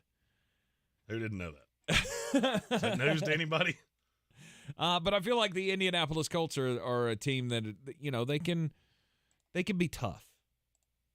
You're not going to want to, play them necessarily going down the stretch here, and it just depends on if they can get the ball rolling here with Zach Moss and Jonathan Taylor. Then they might have something for some of their opponents down the stretch. And look, I think the Colts are going to win some games. AR done for the year. I'm not sure that's not a positive. Right. That gives you a true redshirt year. He got a dose of NFL action, and now you can really work with him in the offseason and bring him along, not slowly, but instead of just forcing him into the fire. I mean, this kid got hurt 3 times in 4 games. Mm-hmm. Came back once, but was knocked out of 2 games. Mm-hmm. That was headed down a path that I really didn't like. And you don't like to see that, obviously, but at this point, just be done with it, right? Do whatever you have to do. Get him his shoulder surgery. Get him in a weight room. Get him in that conditioning program. Whatever you have to do to make him stronger and more resilient for next season, that should be the path forward. How many times have we talked about, most rookie quarterbacks need that year to sit? And usually it's let's sit and learn behind the starter and all of that. He can still do that. He can still do that while he's rehabbing here. What he's going to learn from Gardner Minshew, I don't know. Well, Gardner Minshew's a pro. He's a weird pro that sleeps on a mattress he found behind a dumpster, but and has a cool guy van from 1970 with shag carpeting on the side. But, hey, he painted it, and he doesn't have free candy on the side of it anymore, so let's go. He's definitely the quarterback of the West Virginia Waterfalls. Hey, you are not wrong. Thank you. Number 23. The Green Bay Packers. Yep, and I'm done with y'all. I thought, this is a scrappy team that could win some games. You lose to the Las Vegas Raiders, and you're out in my book. There are still some positives to this team, I guess. I mean, they're gonna win some games. They got the Vikings next, or they got the Broncos next on the road, and then they got the Vikings. So that's a couple winnable games. You're gonna pick up a couple of wins, and you're building here. And that's kind of why I hedged on Green Bay, because they belong in this category, no doubt. It's just a question of where the placement is. Mm-hmm. I have them behind a couple teams that have won the games. I'm not sure that the Packers aren't better, but I haven't seen it yet. Yep. You got to win against the Saints. That it was impressive, but it was all in the second half. Mm-hmm. And you beat the smoke off the Bears, who were terrible. Mm-hmm. I need to see you winning some of these close and games. You almost beat the Falcons and let that game slip away. Yeah, and that's the problem. That's why it happens to young teams. Mm-hmm. Young teams don't know how to win. The Green Bay Packers currently don't know how to win. They're not the 23rd most talented team in the league. They're probably closer to 18, 19, 17, 18, 19, somewhere in there. Mm-hmm. But you're going to have to keep progressing.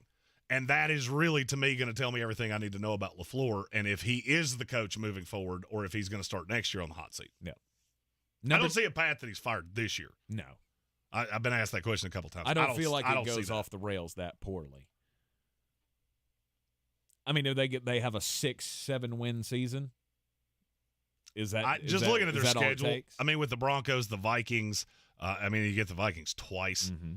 You got the Giants, the Bucks, the Panthers. I think 7's their floor. Mm-hmm. They're going to fall right into that New England Patriot territory. If you're going to win 7, 8, or 9 games. 9, you should be really happy. 7, you should be asking questions. Number 22. The Las Vegas Raiders. Tank wants them at 31 because he's a crazy I want him at 35. That's where I want. You're look. Now they're 3 I'm and just 3. steering into it because I know it ticks y'all off. They're 3 and 3. Yeah, they're a 3 and 3 football team. Yeah, good for you. That has the Chicago Bears and the New York Giants in 2 of their next 3 games. Mm-hmm. You also have a game with the Detroit Lions that you're going to get Tampa Bay Buccaneered. Hey, that's who you actually are, and Detroit showed it at Ford Field. Yep. But now I have to say this: when you look at the schedule. Look to the schedule, Jerry. Look to the schedule. Yes. They could win 8 games. They could win 8 games, and I don't think it's even kind of out of the realm of possibility. Do I think you're a playoff team? No, I don't. Do I think you're going to be bad enough to fire Josh McDaniels? No, I don't. Because I think you're going to beat the Broncos. I think you're going to beat the Bears. Mm-hmm. I think you beat the Giants and the Vikings and the Colts. Mm-hmm. And you walk away with a, hey, look, improvement, 8-9. Now, here's my spicy take. I think they finished second in this division. Really? I have a weird feeling that there is about to be a crater into the ocean with the Los Angeles Chargers based off what I saw last night. Really? I'll explain it to him. I'll explain it when we get there. Interesting. It's the difference in schedules. You want to know why we talk about schedules so much? Because they matter. Mm-hmm. I still feel like you're on the high side there with the Raiders, but they're not as bad as I thought they were. Bill Buttigieg said we should throw Tank a Tennessee volunteer Raider-themed birthday party. Agreed. Ooh. Rocky top checkerboard, and everybody shows up dressed in their Halloween costumes with spikes on their shoulders. Gross. That's happening. No, thank you. Number 21. The Atlanta Falcons. Okay, Desmond Ridder still sucks at football. Yeah, he's awful. But, I mean, you can play good enough to hang around with some teams. I don't know what to do with Atlanta. They're not very good. I mean, what you're doing with them, just keep doing this. Because this is the world that they live in. This is the NFC South world.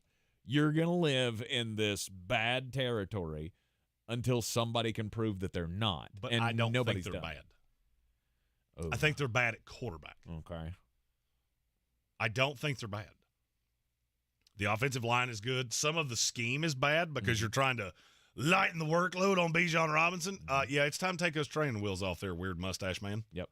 But see, that's what makes you bad to me. What makes you bad to me is that you know this is not going to work. You know Desmond, or you should know. If you don't know Desmond Ridder's not it, and he's not a quality quarterback in this league, meanwhile you've kind of got one sitting on your roster just waiting to play. He's fine. Taylor Heineke's fine. Leaps and bounds over Desmond Ridder, right? Leaps and bounds. Not even close. Why are you not playing him? Why are you trying to force this? This makes me question Arthur Smith every day. It does me too. Desmond Ridder has started 10 games in the NFL. Mm-hmm. This is one of the weirdest stats you'll ever hear in your life.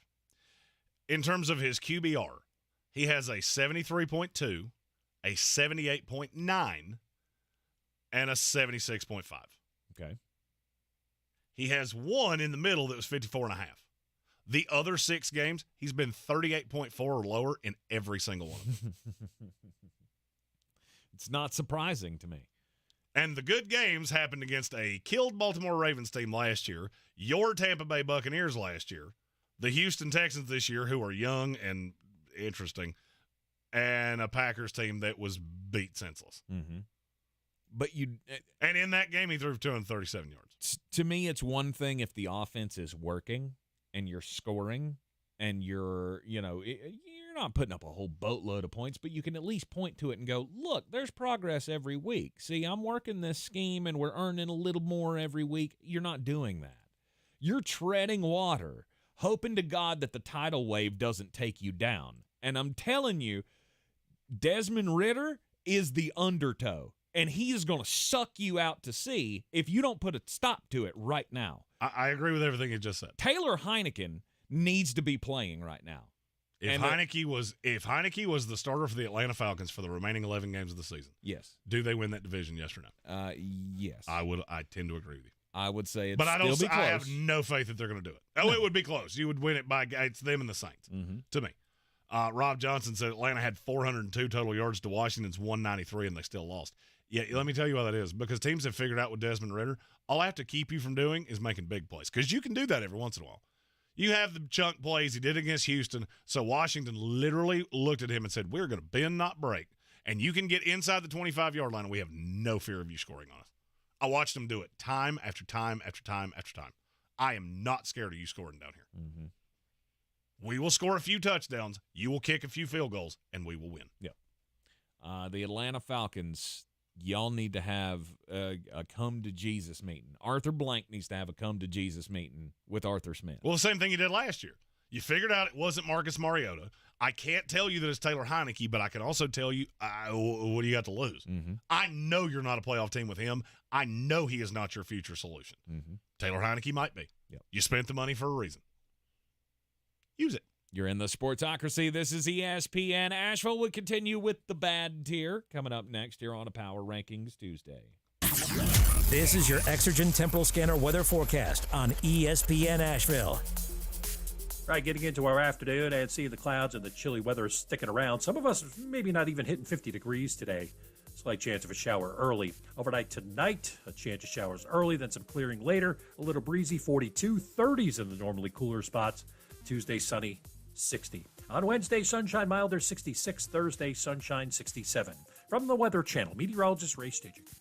This report is sponsored by Taco Bell. Taco Bell just made nacho fries even better with new vegan nacho sauce. Now available in participating Taco Bell stores. Limited time only while supplies last. Ingredients certified vegan by American Vegetarian Association. Vegan and animal ingredients are handled in common and cross-contact may occur. Imagine a world where animals and humans coexist in harmony, where wild animals thrive, habitats are protected, and marginalized communities are empowered. At International Animal Rescue, this is our vision. Our holistic, community-led projects not only rescue animals, but also protect and replenish precious habitats, creating a better future for us all. But we can't do this without you. Show your support now and help keep the wild, wild. Visit internationalanimalrescue.org. This week in the Buncombe County Game of the Week, it's the conference title showdown in the MAC. AC Reynolds at TC Robertson. Both teams are undefeated in conference play. The winner will be in the driver's seat for the championship. Bojangles Countdown to Kickoff show starts at 6:30 with the kickoff at 7. On AM 1400, Tuscola, coming off their big win against Pisgah, is on the road at Smoky Mountain. Cowboy John Roden and the gang hit the airwaves at 7. The best high school football coverage is on News Radio 570, WWNC, and ESPN Asheville. Don't miss Zero Res Carpet and Air Duct Cleaning's thrilling fall sale. Call now and mention ESPN Asheville to get 3 rooms cleaned for $129 or schedule online at ZeroResAsheville.com. You can't miss the Zero Res Carpet and Air Duct Cleaning fall sale. If cleanliness is next to godliness, look around the car right now. Is that very godly? Look, life comes at you fast, but so does WBNC Auto Detailing. They have the tools to make your interior look like it's coming off the showroom floor. You don't believe me? Check them out on Instagram. All that filth and years of stains disappear. WBNC Auto Detailing does full interior and exterior details with paint correction, and they do wax and ceramic coatings. Call WBNC Auto Detailing at 455-3700. Premium care with a Southern hospitality touch. Running a small business is no small task. At Home Trust Bank, we work hard to prepare businesses for whatever tomorrow may bring. Your dreams are our business, and we have local experts who can help you plan for a successful future. Dependable guidance you need and service you'll appreciate. At Home Trust Bank, we take your small business banking personally. Visit your local Home Trust branch or anytime at htb.com. Member FDIC. The season we've all been waiting for is here. No, not that one. The season of the Big Orange Tent is underway in Western North Carolina. The area's largest selection of Halloween costumes, decorations, and accessories is at the Big Orange Tent at the Asheville Mall. Halloween Express is your one-stop shop for adult and child costumes, superheroes, horror icons, inflatable suits. You can find it all under the Big Orange Tent at the Asheville Mall. 10 to 8 Monday through Saturday, 12 to 6 on Sundays.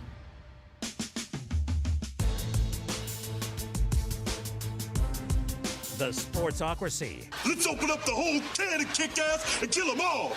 Let the paramedics sort them out. Back in the Sportsocracy on ESPN Asheville on this Power Rankings Tuesday. We've worked our way up to number 20 in the Week 7 Power Rankings. We're working in the middle of the bad tier of the NFL because, as we said at the top of the hour, you got the good, the kind of good, and then the bad and the ugly. At number 20 in the bad tier, the New Orleans Saints. Oh yes. Let me make an analogy. Okay. You know how much I like analogies. Mm-hmm, you do. If you go out on a date, first date, say you meet somebody on Tinder, and it's weird, but they're cute, and there were a couple jokes, and you're like, hey, it's okay. It was the second date. You did the second date. Still cute. Still weird. Mm-hmm. How many dates do you have to go on before you go, you're weird. You're weird, and I think you're going to put cigarettes out on my couch and try to cut my head off in my sleep. But is it like a weird or a cute weird? No, it's not even the cute weird. It's like you talk about your cats a lot. Like you have sweaters for them, and you make them dance around. They do puppet shows. Oh, no. Yeah, you do like cat puppet shows, and you wouldn't take reenacted Macbeth with your cats. That's the kind of weird I'm talking about. It's the moment where I get the invitation to the cat play that I go, nah, I'm good. Yeah, the cat birthday parties where I go, shoop, Seacrest out. This ain't worth it. That's what Derek Carr is right now.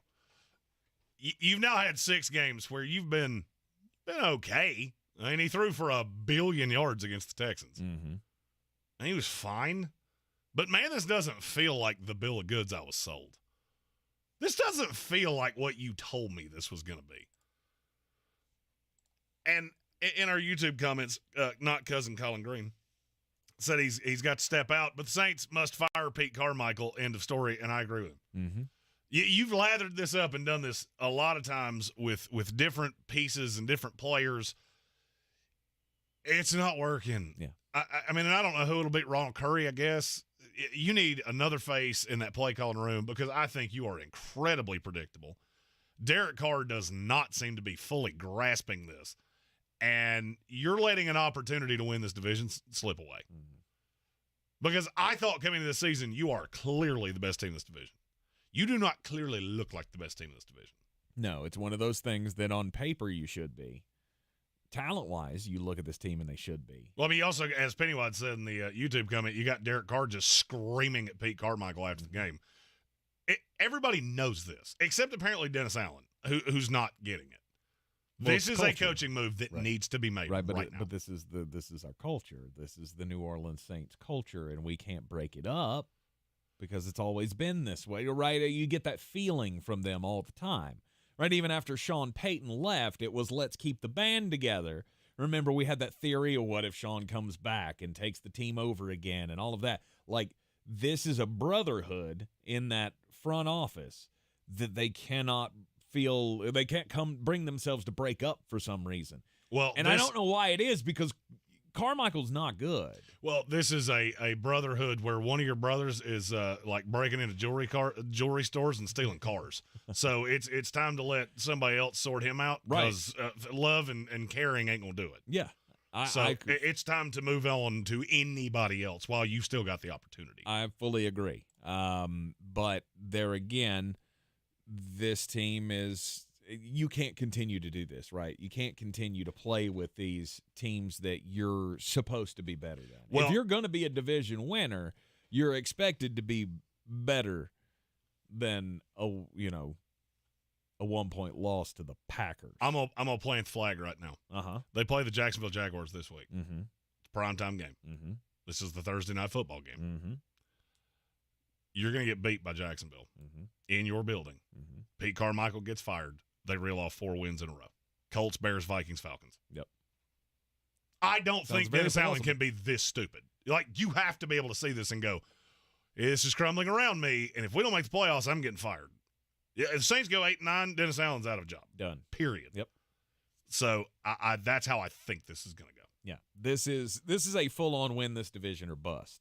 Hey, speaking of this division, we had the Falcons at 21 and the Saints at 20. The Tampa Bay Buccaneers. Fire them cannons. By golly, put more powder in those things. You remember? Unless. You remember that thing I said of you can beat bad teams and you're going to get dog walked by good teams? Mm-hmm. That was awesome. I am dumbfounded that people still try to justify Baker Mayfield to me. I have never in my life seen a quarterback. I mean, this is like Tim Tebow level delusional. Well, he went to the terrible Browns. He led them to a playoff win. Do you remember that playoff win? The Pittsburgh Steelers beat themselves 5 minutes into that game. Mm-hmm. And yet somehow, all these years later, you're still getting credit for that. In spite of the fact that 3 franchises have looked at you and gone, boom, one of whom still doesn't have a quarterback. And you're still looking, no, I don't care who it is. We'll give up the farm to go get Bryce Young. It's just not going to be you. Right. And you still don't get it. Baker Mayfield is the definition of average quarterback in the NFL. He is not good. He will not be good. Ever. You can do this until he is 67 years old. he will do exactly what he's doing right now until the end of time. Good, complex defenses will crush him. Terrible teams that can't defend Mike Evans and Chris Godwin, he can make the simple throw. That's it. This is the easiest team to figure out in the NFL. And yet, somehow people are still not getting this. Can they win the division? As of right now, I have missed the best team in the division. Mm-hmm. It's close. It's real close. But he's not good. No. Stop defending him to me. You sound like crazy people that met Jim Jones and drank the Kool-Aid, and now you're telling me how comfortable it is at Jonestown. That's the only thing I can equate this to. I swear to God, I read these comments and I go, do I need to send help? Are you being held against your will? You got to stop listening to dumb people. I mean, sometimes you just can't, right? They can't help themselves. He's a fan no of the team, and he's telling you this. There's no amount of bargaining or anything that you can tell these people because they are just so over their skis. They want this to be something. It's holding on to every little piece of hope. But why? Can you explain to me the why? Because as long as you win games, fans think it's a good thing. They think we got a shot, right? It's always the dark horse shot. Okay, but this is a guy that's 6 games below 500 for his career. Mm-hmm. But he can be better with us. See, this is the you're better at these relationship analogies, but I mean, this is like the abused girlfriend who keeps saying I can change him. He can be better with me. And that's how Baker Mayfield is with this fan base. He had 1 year where he was 11-5. 11-5. That's the high water mark. And that was a reasonably good year with a really talented team. Yes. The sole fact that it was the Cleveland Browns has clouded so many people's judgment on Baker Mayfield that it blows my mind. Mm-hmm. If you take that 1 year away, he is 23-35 as a starter. And he has regressed every single year. Mm-hmm. But that game he had with the Rams, I've never said he can't have one. Colt McCoy had one. Tim Tebow had one. I can keep doing this. Mm-hmm. Matt Flynn had one. Matt Flynn had one. A whole one. Yeah. And got a bunch of money and never did it again. Exactly. But, I mean, look, I will call this out right now, and I will promise you I'm right. I might miss one of the things I'm getting ready to say. Next 5 weeks. All right, this goes all the way up until Thanksgiving. Mm-hmm. You play the Atlanta Falcons this week. It's in Tampa Bay. You're good against the run. Probably get a win. You go to the Buffalo Bills. You will get absolutely annihilated. You probably lose to the Texans in Houston. You'll beat Tennessee in your building, and you'll get annihilated by the San Francisco 49ers. Any lies told there? Nope. There you go. It's the easiest team to figure out in the NFL. Mm-hmm. Even if you make the playoffs, by some miracle you win this division, I do not care because you will get demolished by whoever you play in the first round of the playoffs. Because you can't score with them. Exactly. You cannot do it. Your defense might show up and show you something every now and then, but they're not consistent enough to shut down a good team. You saw that against Detroit. And if it's a team that has, and I'm thinking Seattle here, that's the number one team in the back of my head. If it's a team that has a really good number one corner and a really good slot corner, may God have mercy on your soul because they may beat you 50-0. Yeah. Because outside of Chris Godwin and Mike Evans, you're not doing much. Nope. Cannot run the ball, and you cannot rely on Baker to win you games. Did you see the passes? There were 3 of them during that game where he had Josh Palmer's little brother wide open and could not hit him. Trey Palmer is a hell of a wide receiver, and I can't wait to see what he does with an actual quarterback. But Baker Mayfield is not it. Please stop telling me that he is. Yes. Number 18. The Washington Commanders. Yeah. You know who you can defend? Sam Howell. You can defend Sam Howell because he's got a future. Oh, yeah. Sam Howell's – let me put it this way. If Sam Howell played for the Tampa Bay Buccaneers right now, I would bet my house on you to win that division. He doesn't, and I'm not going to. And unfortunately, he's in Washington, where he's got a lot of weapons and the worst offensive line possibly in the history of the NFL. Yep. I love this kid so much, and he does so many good things. And I am not sure his head is still going to be attached to his shoulders. 3 weeks from now. So sad. It's sad to think about, but you are absolutely right. One of the most important things in football that you can do is protect your damn quarterback. And now you've got one that we think might be a franchise guy, and you might get him killed. You might get him Derek Card or David Card. He was on pace to break the NFL sack record for a quarterback by 23 sacks going into this week. Mm-hmm. It went up. It's 24 now. It is unbelievable to me how good this kid has been behind that line. Those weapons are good. That team is good. You just when your name comes up in the 2024 NFL draft, you should all look around because it's going to probably be another staff. But even if it's you should look around and go, hey, who's the best offensive lineman on the board right here? Because that's who we should take. Mm-hmm. And then you should do that in the second round and the third round and the fourth round and the fifth, sixth, seventh, and all of your money with priority undrafted free agents. Mm-hmm. Just do all of that because no quarterback on the planet could survive behind what you're putting him behind right now. Yeah. Washington they have holes, right? This is the offensive line is not the only one. I still feel like the defense is not great. The defense does just enough. Schematically, I thought Jack Del Rio did some good things against Desmond Ridder. I know you're not going to beat me. You can go up and down the field all you want to. It doesn't really matter. Mm-hmm. Because you're going to get in the red area and you can't score. Mm-hmm. They're young. I mean, you're going to have good games. You're going to have bad games. They're not great.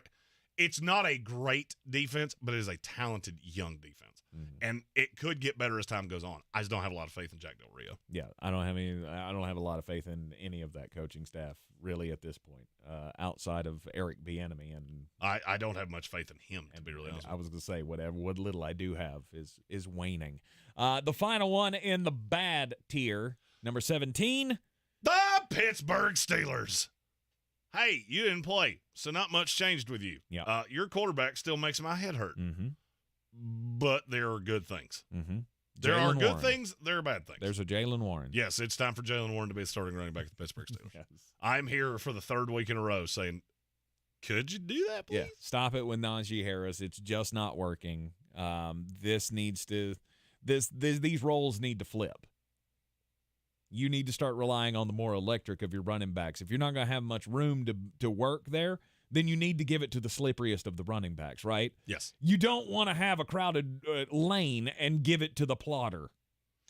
Yeah, Pittsburgh's just hard for me to figure out because your division is really good. Secret time, every team in that division is at least 5 spots ahead of you. Mm-hmm. And I don't think it's going to change. I mean, we said this going into the season. There's going to be one team that just, no matter how good we think you are, the schedule doesn't benefit you. You're going to lose games in the division. And I think it's kind of separated with Pittsburgh. Mm-hmm. Do you think this is the path to a losing season? Could this be the first? No, and you know what? I'm going to go on a little bit of a tangent with Pittsburgh. I have told the anti-Mike Tomlin crowd for years that you are out of your mind. I got a lot of friends that are Steelers fans. My wife is a Steelers fan. And it seems like every one of them hates Mike Tomlin because, yeah, you never have a losing record, but even the one year that you had a really good record, you went into the playoffs and you were no threat whatsoever. Mm-hmm. And I think I would be remiss if I didn't point out I was the one hammering Bill Belichick because you finish in this neighborhood every single year. Well, the only difference between the Pittsburgh Steelers and the New England Patriots, about 2 games. Because Mike Tomlin finishes 9-8 every single year. Bill was in that 7-8 territory. Mm-hmm. Now he's going to go 2-15. If you keep doing this for long enough, it's going to be death by 1,000 paper cuts. Difference is Pittsburgh drafts really well. And that'll keep you in this territory. I just don't know how long you do that. How long do you keep doing this? Pittsburgh's not a threat to win this division, in my opinion. They're not a threat to win a Super Bowl. And I don't know what you're supposed to do to become that. You pick in the middle of the draft every single year. You reached on a quarterback. I think they would tell you that if you got them behind closed doors. Mm-hmm.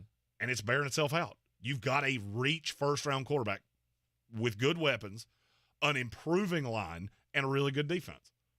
What is that good enough to do? You might make the playoffs. Mm-hmm. You're not going to win a game in it. Nope. Because you're going to catch one of those high-end division winners in their house, and they're going to beat you. It might be close, mm-hmm. but you're just not a threat. And I don't know how long you do that. You're a hallmark franchise in this league. You expect to win Super Bowls. Right now, you have no hope of that. And that falls on Mike Tomlin. You're in the Sportsocracy. This is ESPN Asheville. Take a quick break. When we come back, Jeremy will have his big parlay of the night in the college football action. Then, top of the hour, we'll get into the rest of the power rankings. We'll take you 16 through 1. I believe real estate isn't about properties. It's about people. I'm Clarissa Hyatt Zach with eXp Realty, serving all of Western North Carolina. Navigating the home buying and selling journey can feel overwhelming at times, and that's why having an agent who cares about you and your needs is key. I'm a native of Western North Carolina, and I close over a home a week. I'm an expert in the market, pricing my sellers correctly to net you the most money, and working as a skilled negotiator for my buyers. Please give me a call today at 828-774-6343 to set up a complimentary market analysis. At Ingles, we're proud to sponsor area athletics at all levels. Whether we're building new fields for T-ball, celebrating Friday night rivals, televising college basketball games, bringing the Fan Fest to semi-pro soccer, or taking you out to the ball game at your minor league park. We're here for the fans. No one gets the dedication to the home team like you guys. And we've got all the sports you can handle. It's all in the bag. Ingles. Low prices. Love the savings. The season we've all been waiting for is here. No, not that one.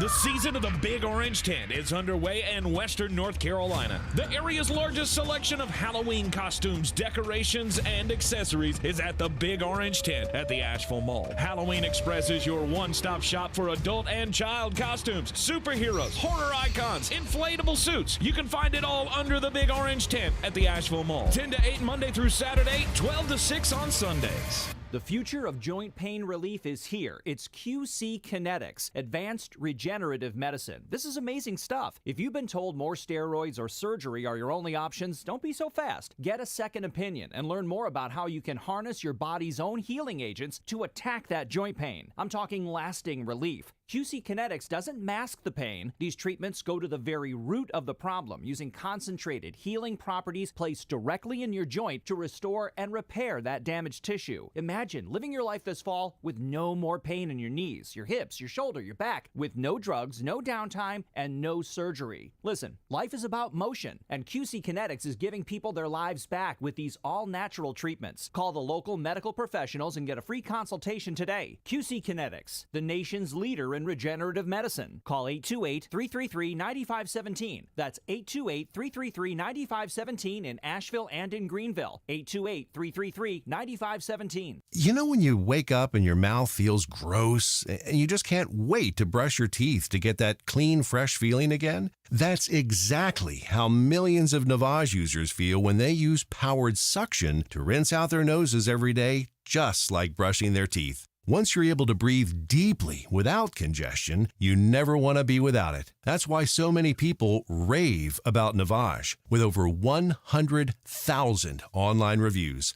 Feel the Navage difference for yourself. In less than a minute a day, you'll feel immediate relief from seasonal allergies and congestion after the very first use. Navage will also help you sleep deeper, snore less, and feel healthier, naturally, without drugs. Start breathing clearly again with Navage. Navage is available at Walmart, Walgreens, Target, CVS, Rite Aid, and online at Navage.com. Navage. Navage. Clean nose, healthy life.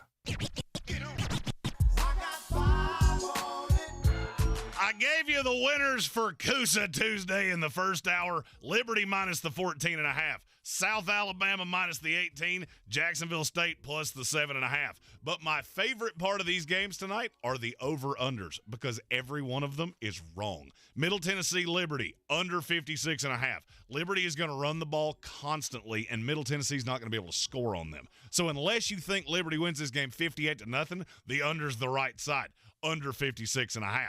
Western Kentucky at Jacksonville State, under the 60. Backup quarterback. Anytime you have a backup, what are you going to do? Lean on the run game. Jacksonville State plays slow anyway. They're really good against the pass. Western Kentucky won't be as prolific as they usually are. And finally, over the 52, Southern Miss and South Alabama. Southern Miss will score a time or two, and South Alabama is going to score at absolute will. So over 52 in that game. You combine all of those together, it turns into a plus 4740 parlay that pays out $242 on a $5 wager. You can take those to betus.com, use our promo code Sportsocracy, get a 125% deposit match and up to 30 risk-free bets so you can wager football with us all season long. Have your outdoors and running water too with Luxury Lou, the tasteful solution to portable bathroom rentals. Family owned and local, Luxury Lou Rental provides modern bathrooms on the go with running water, AC and heating, flushable toilets, and elegant designs. Luxury Lou's are perfect for weddings, corporate events, remodels, and more. Don't leave your well-dressed guests to use a dirty porta-potty John. Ew. Turn to Asheville natives. Luxury Lou. Visit LuxuryLousRental.com. College basketball is kicking off in Asheville with the Asheville Championship at the Harris Cherokee Center, Asheville on November 10th and 12th, featuring the men's basketball teams from Clemson, Maryland, Davidson, and University of Alabama, Birmingham. The Asheville Championship is such an incredible way to bring quality college basketball to the fans of the Blue Ridge Mountains. Tickets on sale at AshevilleChampionship.com. Save your spot and cheer on your team at the Asheville Championship on November 10th and 12th. How powerful are new power scratch-offs? More powerful than this hair metal band's signature scream. No way, baby! Power scratch-offs are packed with prizes and have power spots for more cash wins. Show me the money! Feel the power of a win! With power scratch-offs from the North Carolina Education Lottery. Must be 18 to play. Approximate overall odds of winning range from 1 in 3.23 to 4.57. Problem gambling helpline 877-718-5543. From the Ingalls Studios, this is ESPN Asheville, WPEK, W225CJ Fairview, WMXF Waynesville, and iHeart radio station. Now, your chance to win $1,000. Just enter this nationwide keyword on our website. Credit. That's credit. Enter it now. Log on now to ESPNAVL.com. And good luck from your friends at ESPN Asheville. The Sportsocracy. It fires me up, man. I love it. Say it one more time. The Sportsocracy. Shake it back! Beer City's best sports talk. It is gross. Just earlier. They are mature, actually. You just have to get to know them better. Your lunchtime dose of dumbassery. Live from the Ingalls studio.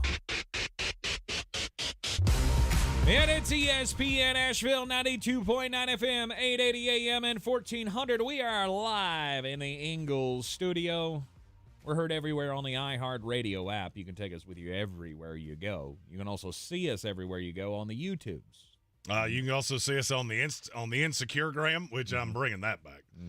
If the last 24 hours has taught me anything, you got some people on Instagram that just need to be told that they're loved. You know what? Somebody out there loves you. It's not me, but at least not the ones that are commenting, really hateful things. Mm-hmm. Not that I care. We're on all of the things. Snapface and FaceTwit. TikTok. Yeah, we got a TikTok. We got an Instagram. We got a Facebook. We got all the things. We got the X video. The X.com. Nope, we don't. Didn't. You didn't do that one right. That one. We don't have that. And if we do, that is a pet project of Tanks. But if you put videos on X, does it become? Never mind. Just don't put that in your browser. Yeah, don't search that. Hey, Elon, switch that back to Twitter real quick. Yeah, let's stop that. Week 7 NFL Power Rankings here in the Sportsocracy. We have we've got 4 tiers. Okay, we've got 8 teams in each tier in the NFL. We got the good tier. We got the kind of good tier, then you got the bad and the ugly. So we've already given you the bad and the ugly. So it's time to focus on the kind of good teams. And the worst of the kind of good teams at number 16 is the Los Angeles Chargers. Go Chargers, go. Fire Brandon Staley. That's got to be a number 1. I was pretty shocked. I'll be honest with you. When the early morning time came this morning, because I get up before everybody and I don't expect to see breaking news when I wake up at 2 a.m. But as we went through the morning cycle here, that breaking news did not come. That Brandon Staley has been replaced or fired or they're parting ways or whatever. This is not getting better with Brandon Staley. It's only getting worse, right? He continues to do that thing where he's going to go for it on fourth downs when he should either punt or take the field goal or whatever. He is the captain of the Dan Lanning School of Coaching, apparently. Oh, yeah. Oh, there's no doubt. He watched that Oregon game, and he had to cool off. He had to take a cold shower to calm himself down. So, yeah, you gotta do what you gotta do to bring some fire to this team, because this team still can be competitive this year. No doubt. But it's not going to happen if he's still your head coach. I agree. I feel like I really feel like the Chargers are at a point that this is like stepbrothers. I need you to do something about your face, because your face is just really starting to irk me. It's just Brandon Staley does not look like an NFL head coach. He doesn't act like one. He doesn't sound like one. And then you have results like this with a team that's this talented. And it really just hammers it home of how bad a hire this was. And I'm going to use the same example I used in the first hour. This feels like the execution. We're at 11:57, and you're just staring at that phone going, is the governor going to make a call? And let me go ahead and tell you, that call ain't coming. Mm-hmm. Because the next 3 weeks are – 3 of the next 4 weeks are ugly. Yep. I would say, conspiracy theory brain. You come out of this next one and go, we're going to lose this one anyway. So we could make it look worse. We could make it look worse and make sure that we have a new coach by the time we have to face the Bears. Which is on Sunday Night Football. Right. Everybody excited for that one?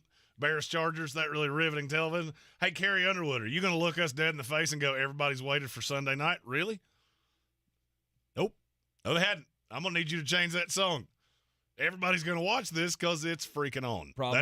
That's what you should change the words of that song. Problem is, this is all about dragging out the pain, right? And these Chargers-Chiefs games always tend to be like back and forth, barn burners. And Kansas City tends to play close with teams. And you get one of those, and that's going to save Brandon Staley for another week. Los Angeles Chargers coming in at 16. Number 15.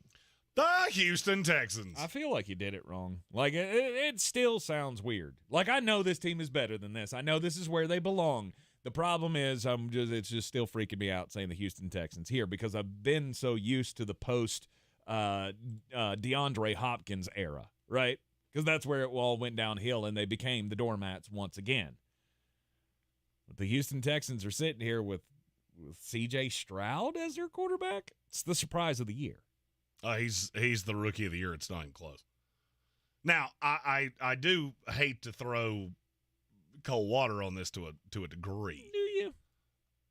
I mean, he's still below a 60% completion guy, which is not great. The weapons have been surprisingly good. Mm-hmm.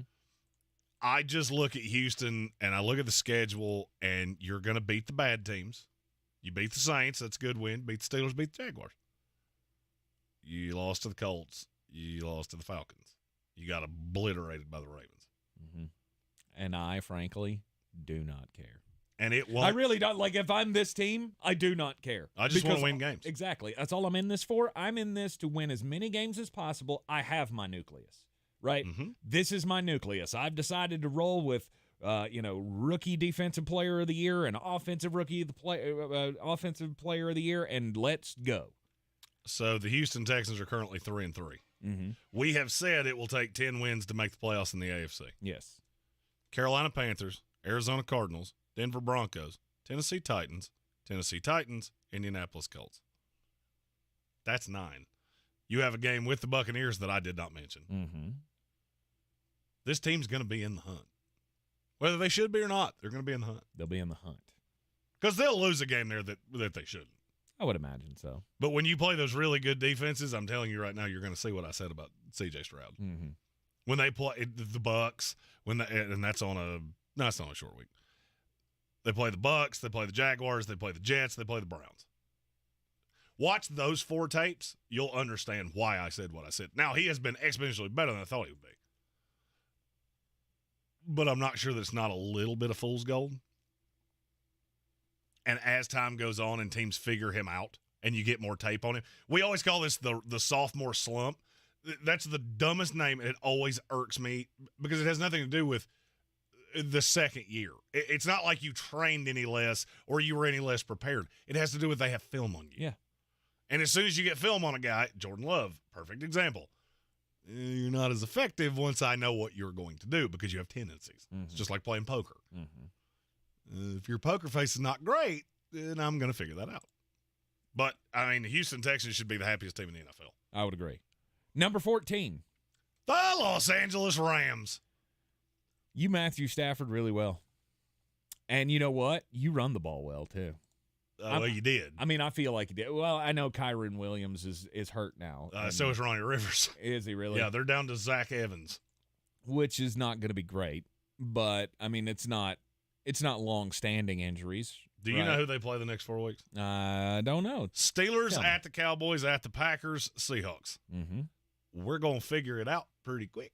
Because then you get one against the Cardinals. That's in Arizona. Then you play the Browns and the Ravens. That's not pretty. No, I don't give you much chance to beat the good ones. It's all of the mediocre-ish teams and the bad ones. You can pick up a lot of wins. You'll stay competitive. Mm-hmm.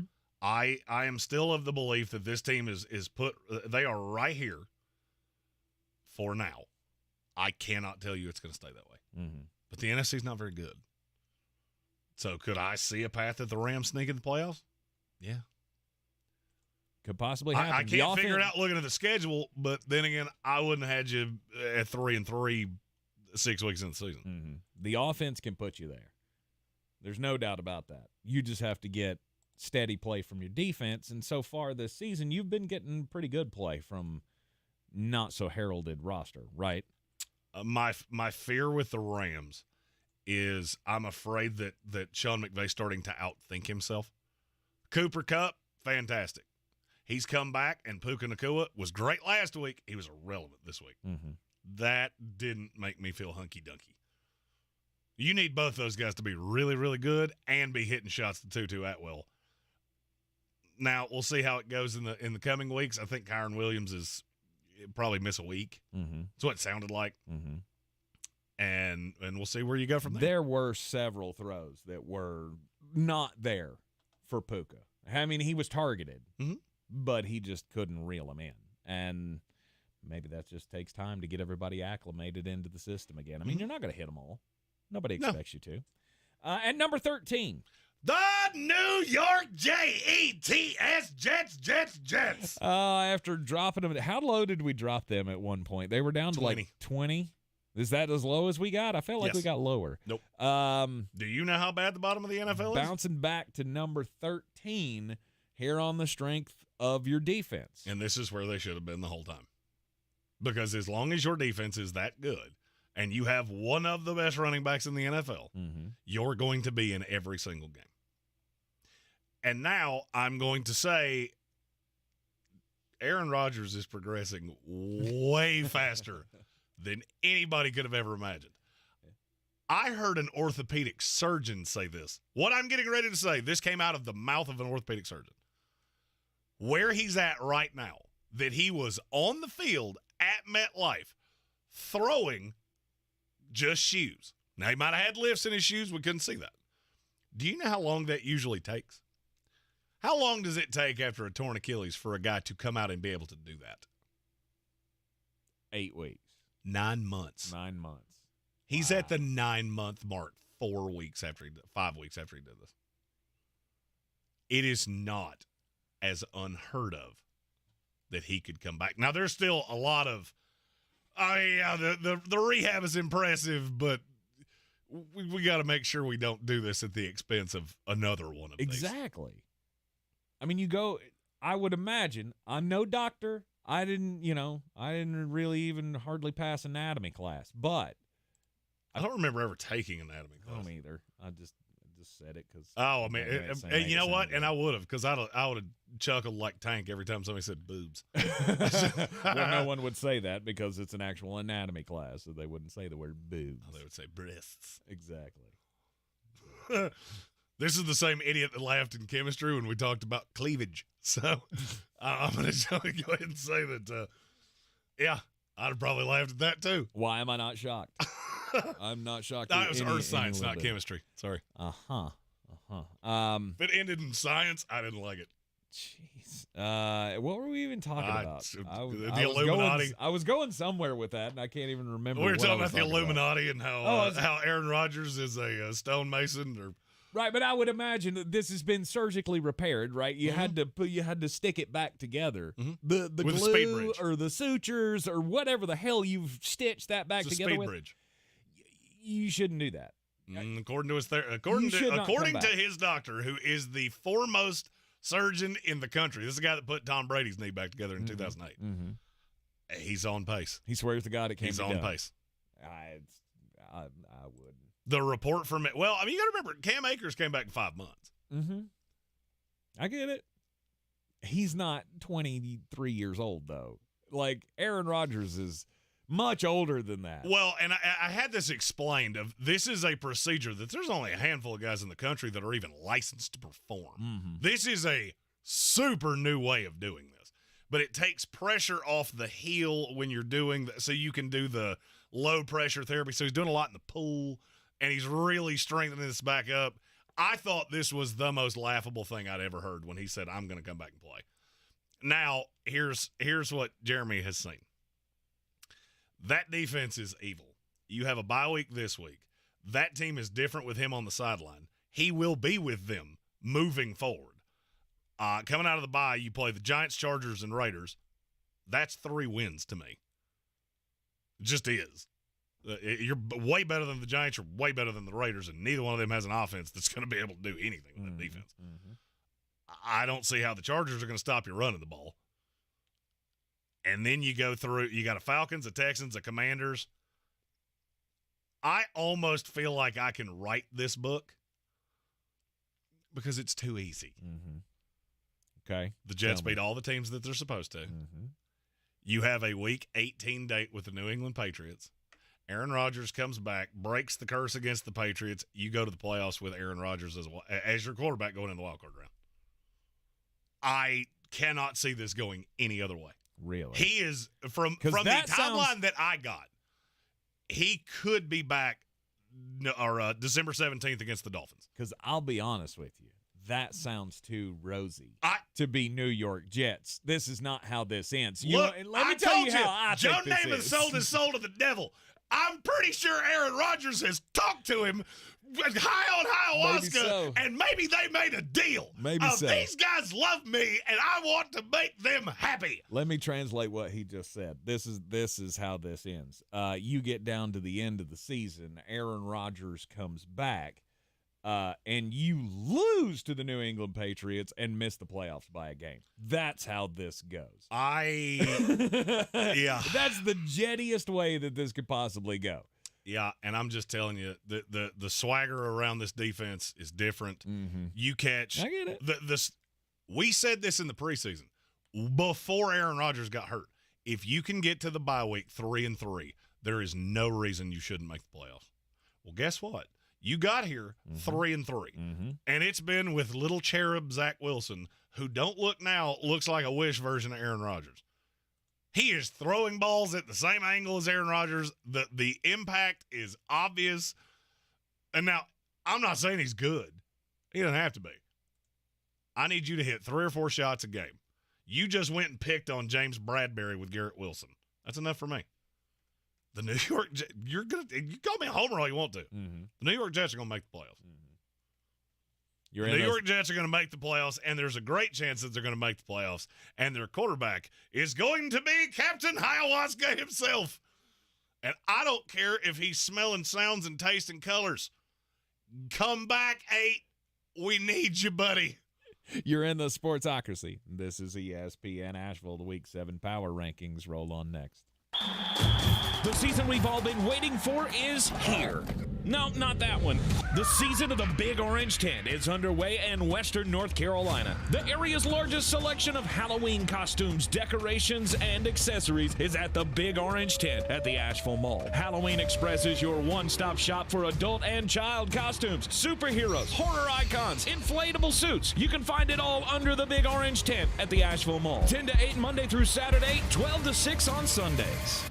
I believe real estate isn't about properties. It's about people. I'm Clarissa Hyatt Zach with eXp Realty, serving all of Western North Carolina. Navigating the home buying and selling journey can feel overwhelming at times, and that's why having an agent who cares about you and your needs is key. I'm a native of Western North Carolina, and I close over a home a week. I'm an expert in the market, pricing my sellers correctly to net you the most money, and working as a skilled negotiator for my buyers. Please give me a call today at 828-774-6343 to set up a complimentary market analysis. The Asheville Championship returns to Harrah's Cherokee Center in Asheville November 10th and 12th. This year's field is the best yet. The Clemson Tigers, Maryland Terrapins, Davidson Wildcats, and the Blazers of UAB. 4 exciting matchups with a champion to be crowned in one of the premier early season tournaments in college basketball. For more information and to get your tickets, go to AshevilleChampionship.com. That's AshevilleChampionship.com. It all starts in Asheville November 10th and 12th. Proudly sponsored by Ingalls Markets. Say goodbye to retaking medicine every few hours. Buy Mucinex DM to get cough and chest congestion relief for 3 times longer than typical 4-hour cough and chest congestion medicines. That's 3 times longer relief for chest congestion and cough. Nothing lasts longer.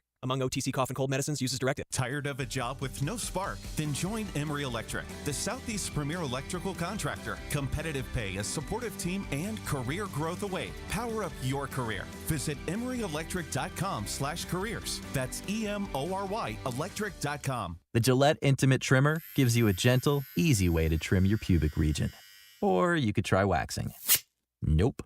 From America's #1 trusted men's grooming brand, the best a man can get, down there. Buy Gillette Intimate at a retailer near you.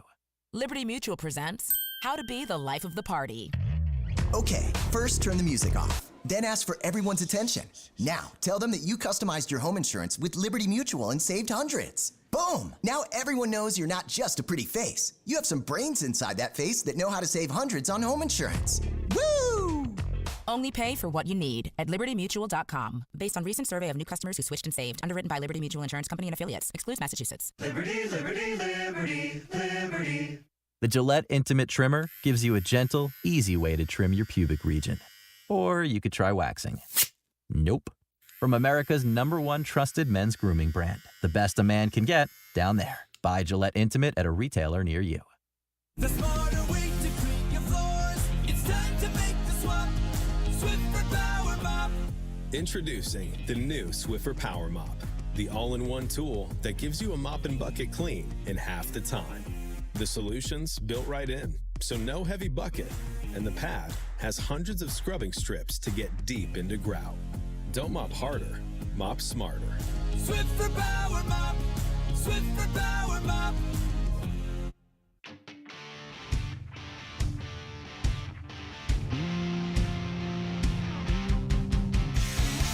The Sportsocracy. You are a regular nuclear meltdown. You better cool off. ESPN Asheville, 92.9 FM, 880 AM, and 1400. We are the Sportsocracy. It's a Power Rankings Tuesday. Working you through the kind of good teams.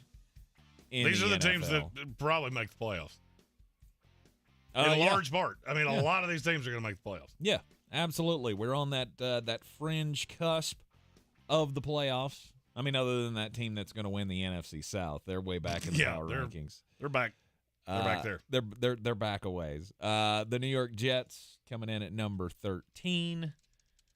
Number 12. The Seattle Seahawks. How you feel about this team? I don't know. I don't either. I don't know. Because I know you have great coaching. I know you have a good running back. I know that you have 2 good wide receivers. I just don't think you've got the quarterback. And honestly, I feel like Geno Smith, he was the carriage that turned into a pumpkin. Well, the problem with Geno Smith, as I see it, and I have watched a lot of this team, because you got to understand, I had Seattle in the Super Bowl. Because I've never really bought into Kyle Shanahan in the playoffs. I didn't really like Philadelphia coming into this year, coordinator switch, a lot of different reasons. Mm-hmm. So I got cute, and I had the Cincinnati Bengals and the Seattle Seahawks. What I see now, and you understand, I'm a West Virginia guy, so I've been doing this with Geno Smith through West Virginia to the Jets all the way up into now. And you know what I see now? I see a guy that takes a couple shots, and you have become that dink and dunk quarterback that I saw at West Virginia. I have always said, in terms of short passes, screen passes, things like that, Geno Smith could hit a guy literally so accurately that you couldn't have handed him the ball any better. Just outright reached out and handed it to him. The problem is that you've lost somewhat of the downfield. You hit one every now and then. He had one to DK Metcalf. He had one to Tyler Lockett against Cincinnati. Mm-hmm. The problem is that then you get into the red zone, and it's like this team forgets what they're doing. And I don't know what to do with that. Seattle's good is really good. But when you have two separate cracks at winning this game on the road, you didn't even get a pass off. That's not what good quarterbacks do. Mm-hmm. So if you're telling me this guy's a top 10 quarterback in the league, then I'm going to need you to start acting like you're a top 10 quarterback in the league. Because that's not what – I mean, name me a top 10 guy you've ever seen do that. Now name me one you've seen do it 2 times in 2 minutes. Because that's exactly what Geno did. Mm-hmm. And, I mean, I think they're fine. I still think they're the 4th, 5th best team in the NFC, and nobody wants to play them. Yep. But do I see that high side? Not consistently enough. Yeah. I don't see a way you're going into San Francisco and beating them in the playoffs. Yeah, no. Regular season games are always close. I don't really see a way that you're going to beat Philadelphia in Philadelphia. Mm-hmm.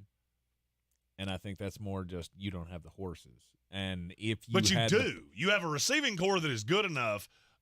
It's one of the best in the league. Mm-hmm. Jake Bobo is a guy we haven't even talked about. He's a dog too, and that's their 4. You have the weapons. I'm not sure you have the point guard. Mm-hmm. Because this has gotten incredibly check down Charlie.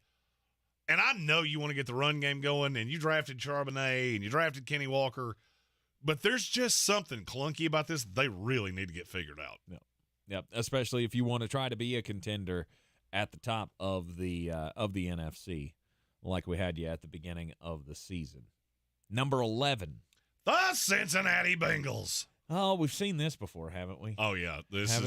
I mean, it's getting old hat at this point. Like, now we should just expect every season, first few weeks of the season, don't bet on the Cincinnati Bengals. No, they start poorly. Now in the last 4 weeks, you've beaten the Rams, you've beaten the Cardinals, you've beaten the Seahawks. So you've rallied around the NFC West. Now you have to go to the 49ers, and you got to take on the Bills. Mm-hmm. This is where we see what Cincinnati is. The Seattle win was huge because you're 2-4, and with this coming up, turn out the lights, the party's over. You survived how badly this started. And they're 3-3. I know. I said if they had lost, they would have been 2-4. Okay. At 2-4, it's over. Yeah. 3-3, you have survived, but you really need to win one of these games. And these are 2 of the best teams in the league, and one of them's on the road. Mm-hmm. Now, you might catch a beaten-up San Francisco team 12 days from now. Because I don't know what that team's going to look like. Best case scenario. Best case scenario for you is that Christian McCaffrey is not on that field. Mm-hmm. Because I don't know what happens with those 2 teams fully loaded and you're in San Francisco. Right. And with everybody banged up, with everybody day to day, because that's the report that we got today, Mm-hmm. was that everybody from San Francisco, Deebo Samuel, Trent Williams, they're both day to day. They don't know about Christian McCaffrey. They're waiting on some more imaging to come in on the oblique rib injury that he's got. But there was mentioned that he could play through this with a flak jacket on. Don't do that. They're playing the Minnesota Vikings this week, and please don't trot Christian McCaffrey out there with a rib cage on. You don't need to. Yeah, that's a San Francisco thing. So it doesn't have anything to do with Cincinnati. Just ridiculous. Which Cincinnati catches them in 12. You got them in 12 days. You're coming off a bye. If you are as good as we think you are, you should be able to go into San Francisco.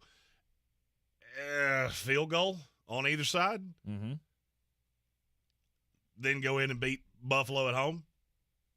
And then you're still on pace. Yep. But it's going to be a white knuckler to the finish because your schedule is not awesome. Mm-hmm. You got very winnable games. Colts, Vikings, Texans. But you've also got the entire division and a few others. The Jaguars. Oof. If Cincinnati makes the playoffs, that's who nobody wants to play. Yeah. Number 10. The Cleveland Browns. Aha, yes. This team that, well, we've been harping on the offense because the offense hasn't been anything, right? They haven't been putting up points. They lost Nick Chubb. Deshaun Watson hasn't been it. Dorian Thompson-Robinson was awful for the one game that he played. P.J. Walker was awful for 3 quarters, and then right, and then P.J. Walker comes in and helps you beat the San Francisco 49ers, but you were able to do that because of this defense. Well, and because of some, we'll say, questionable decisions by officiating. But you still won. That's all that matters. You're not going to go back and unwind this because there were some questionable calls. This is what happens in the NFL. Cleveland found a way to win a game against a team that is, to me, better than them. You won a game at home, which is what you should have done. You now go through a stretch over the next 3 weeks. You play the Colts, at the Seahawks, and the Cardinals. You need to win 2 of those 3 games. You win 2 of those 3. You're sitting at 5-3. You got a little bit of a buffer with some winnable games towards the end, and you play 3 teams the last 3 weeks of the season that you're probably going to be competing for a wild card spot against. Yep. Cleveland controls their own fate. It all falls on Deshaun Watson to me. And until I see him on a field, I don't know what this team's going to be. But the defense is historically good. Yes, they are. They are, let's see here, 1,002 yards through 5 games. That is the lowest total output for any team in that span since the 1970 Vikings. And the 71 Colts, I think, did it too. And they are right giving in that same up, neighborhood. They are giving up 3.82 yards per play, which is right on par with the 2008 Pittsburgh Steelers, who went on to win a Super Bowl. This kind of defense can win you a Super Bowl. You got to have the offense to match it. And I don't know that Cleveland can do that right now. And I'll be honest with you, I don't care if it comes from Jerome Ford. I don't care if it comes from Deshaun Watson. I don't care. You've got to be able to consistently move the ball. This is the same thing I said with the Jets. You don't have to be special. You just have to be efficient and not turn the ball over, not do dumb things. You lost to the Pittsburgh Steelers. You know why? Because you gave them two touchdowns because they scored 2 touchdowns on defense. You don't do that, you win. You just need a defense or an offense that is efficient so the defense can win you football games. All right, before we take our bottom of the hour break, let's do one more. The last one in the kind of good range. This is the top of the kind of goods. So before you lose your minds, just note that. Number 9. The Baltimore Ravens. Are you gonna do it? Are you gonna live in this territory forever, Baltimore? Well, I mean, I feel the same way about John Harbaugh that I do about Mike Tomlin. It's just Baltimore's been a game better. You've made the playoffs more consistently. You've competed for the division more consistently. But are you a Super Bowl contender? Like right now, do you look at the Baltimore Ravens and go, short of an act of God, do you have a shot of winning a Super Bowl? No. I agree with you. Not with this offense. I agree with you. I think you hit on Zay Flowers. The running game is weird. You need a running back of some kind. This committee that Baltimore has seemed to live by every year, it's not good. And it's really inconsistent. You're riding the hot hand. That's a lot of instability in a room. This team's really good. I don't know if they have great in them. You're going to make the playoffs. You're probably going to win this division. Cincinnati and Cleveland both scare me in saying that definitively, but I think you're going to win this division. I just need to see you take a step offensively because that offense is, at times, hard to watch. Yep. But you have survived, and you're 4-2 with some god-awful injury luck, and 2 of those wins were in the division. And you got some tough games coming up on that schedule, though, and that's what concerns me. Is that we've already seen you go, beat the Bengals, lose to the Colts, beat the Browns, lose to the Steelers. Like, okay, you've got, Lions up next? Yeah. Cardinals? Then you go Seahawks, Browns, Bengals, Chargers, Rams, Jaguars, Niners, Dolphins. Oh, my gosh. Yeah, the end is evil. That goes Their last 4 weeks are at the nuts. Jaguars, at the 49ers, Dolphins, Steelers. That's It is the nanas. most difficult last 4 weeks of the season of any team in the NFL. Wow. So you better have a buffer because you're going to lose at least one of those, and it could be more than Which that. means, hey, Todd, figure out this offense. You need to figure it out quick because the tough part of the schedule is coming up. All right. We'll take a quick break. When we come back, we'll continue with the Week 7 power rankings. We got 8 left. That is the good tier coming up next. This is your Exergen Temporal Scanner weather forecast on ESPN Asheville. All right, getting into our afternoon and seeing the clouds and the chilly weather sticking around. Some of us maybe not even hitting 50 degrees today. Slight chance of a shower early. Overnight tonight, a chance of showers early, then some clearing later. A little breezy, 42, 30s in the normally cooler spots. Tuesday, sunny, 60. On Wednesday, sunshine milder, 66. Thursday, sunshine, 67. From the Weather Channel, meteorologist Ray Stajic.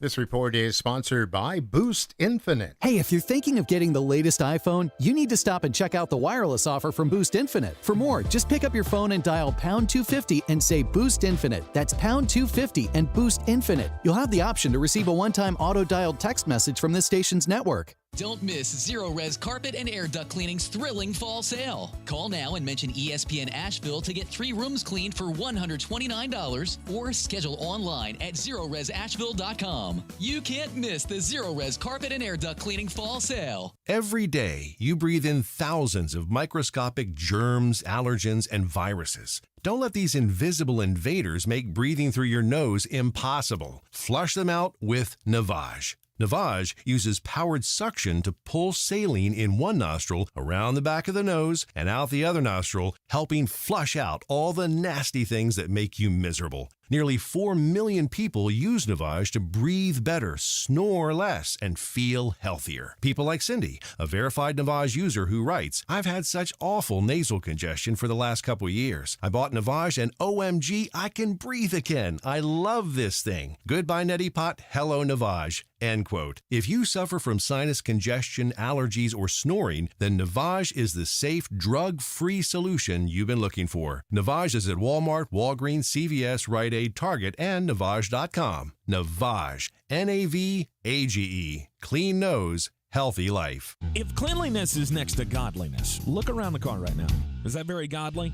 Look, life comes at you fast, but so does WBNC Auto Detailing. They have the tools to make your interior look like it's coming off the showroom floor. You don't believe me? Check them out on Instagram. All that filth and years of stains disappear. WBNC Auto Detailing does full interior and exterior details with paint correction, and they do wax and ceramic coatings. Call WBNC Auto Detailing at 455-3700. Premium care with a Southern hospitality touch. Real estate isn't about properties, it's about people.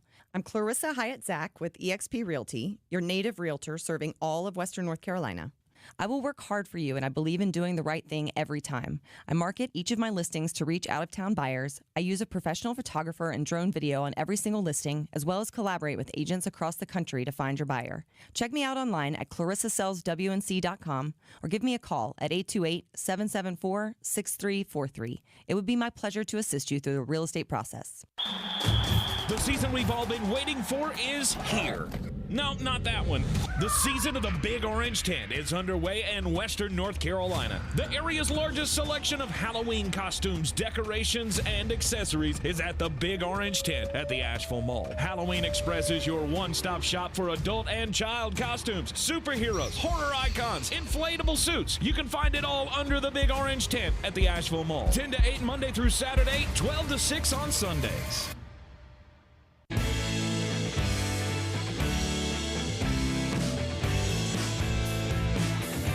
The Sportsocracy. Hello, everybody. This is good old JR Jim Ross, WWE Hall of Famer. Boy, these boys are smart. You talk about goofier than a pet coon. Let me tell you something. This show is a legitimate slobber knocker. Back here on ESPN Asheville, 92.9 FM, 880 AM and 1400. We've made it to the good, finally. 4 tiers in the NFL power rankings this week. The good, the bad, the good, the kind of good, the bad, and the ugly. Finally, the top 8. This is the good tier. Number 8. The Dallas Cowboys. Yeah, Okay, yeah, you had to have a win, right? You needed to pull out the win to bounce back from the beatdown at the hands of the San Francisco 49ers, and you got it done against the Los Angeles Chargers. You didn't look good doing it, but you did it. So you're 4-2 going into the bye week. Congratulations. I'm still not sold. I still think this team is going to be the definition of maddening because the offense is just not very good. Everything we talked about the first hour of the show, Mike McCarthy. Death taxes, Bo Nix on the road, and Mike McCarthy making you want to pull your hair out. Yep, absolutely. Offense needs to figure something out. Dak needs to step up. They need to figure out how to run the damn ball, all of the things. Number 7. This one, I have a feeling I am going to catch some flack for. The Philadelphia Eagles. Yeah, it feels weird to drop them down this far. But I wasn't dropping them that far for me. I had them at 5 in the first place. Were they? Yeah. I am not sold on this team. I'm just not. The offense looks clunky. Jalen Hurts, I had a lot of people say, well, Jalen Hurts single-handedly kept us in the game. Yeah, he also single-handedly lost it for you. So what am I supposed to do with this? I'm going to go back to the same thing I said about Derek Carr. How many bad dates you have to go on before you look at an offense and go, there's something that's not quite great with that. But they were 5-0. Yep, with wins over the Patriots, Vikings, Buccaneers, Commanders, and Rams. One of those teams is in the top 15 of this league. And you got the Dolphins this week. You got the Dolphins, and you're at home. Good luck. With that secondary? I have not looked at this. I'm really curious. Set that line. Dolphins at Eagles.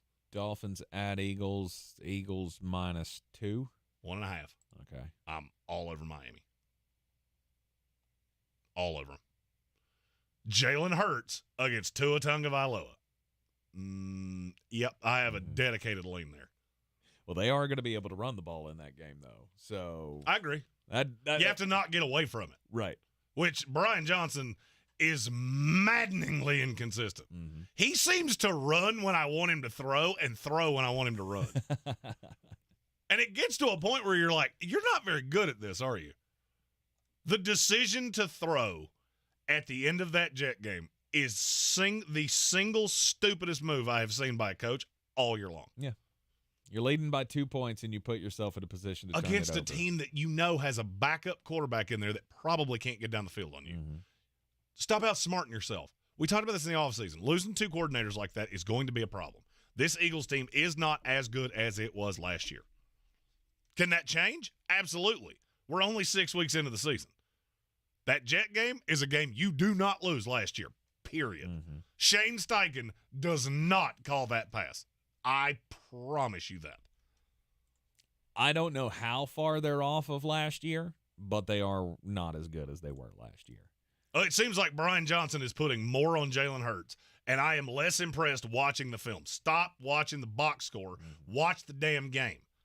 It is abundantly obvious unless you want to put your fingers in your ears and say it's not happening, because it definitely is. Number 6. The Buffalo Bills. Nobody circles the wagons. I mean, I guess when you're down 9-0 in the fourth quarter, or I guess it was 6-0 in the fourth quarter to the New York Giants. I mean, I don't know. I guess nobody circles the wagons like the Buffalo Bills because nobody's been in that position yet. So that's not a good thing, right? The fact that you struggled to score against this team for 3 quarters is alarming. Agree or disagree? The things that I see from Buffalo, your good is really good. You came out and punched Miami in the mouth. Take that game out. Same game I play with every team every single week when we do this. Drop your best and your last. What does that meaty clackers look like? I have them too high. If I take out Miami, 6 is too high. Josh Allen is this is who you are. There is no getting away from this is who you are. You are the guy that's going to turn the ball over way more than you want him to. His good is really good. He's out there chucking it all over the yard, hitting Stephon Diggs. Then he has a game like this that makes absolutely no sense. You can watch every play of it, and none of it makes any sense. Mm-hmm. It's the burden of Josh Allen. You've got a great quarterback sometimes. And then other times, you have a really good quarterback, but he's going to put you in a bad position. And, I kept hoping, right, last few years, kept hoping that they were going to get over that was not going to be the case anymore, and you were going to take that step. But it just appears that maybe that's who you are. Can I say something that sounds really strange? Yes. I think the problem, he leans on Stephon Diggs entirely too much. There are times that I forget that there's another receiver on that team. Mm-hmm. They line up in important situations. I know exactly who the number one read is every single time. And the line's not good enough to get through a series of progressions.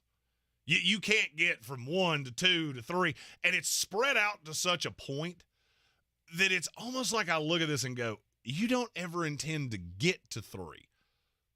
But Josh gets to 3 a lot. Mm-hmm. And Jack S. in the YouTube comments said Stephon Diggs is a cancer in that locker room too. You're not the first person I've heard to say that. And when you take that and you watch Buffalo Bills tape, if Stephon's in the locker room whining about not getting the ball, which he's getting it plenty, it kind of makes it make sense. I'm not saying that's what it is. I'm just saying the film can support that theory if that's the theory you're wanting to go with. Stephon Diggs is a special receiver. Mm-hmm. He's also about 55% of that offense right now. And there's something off.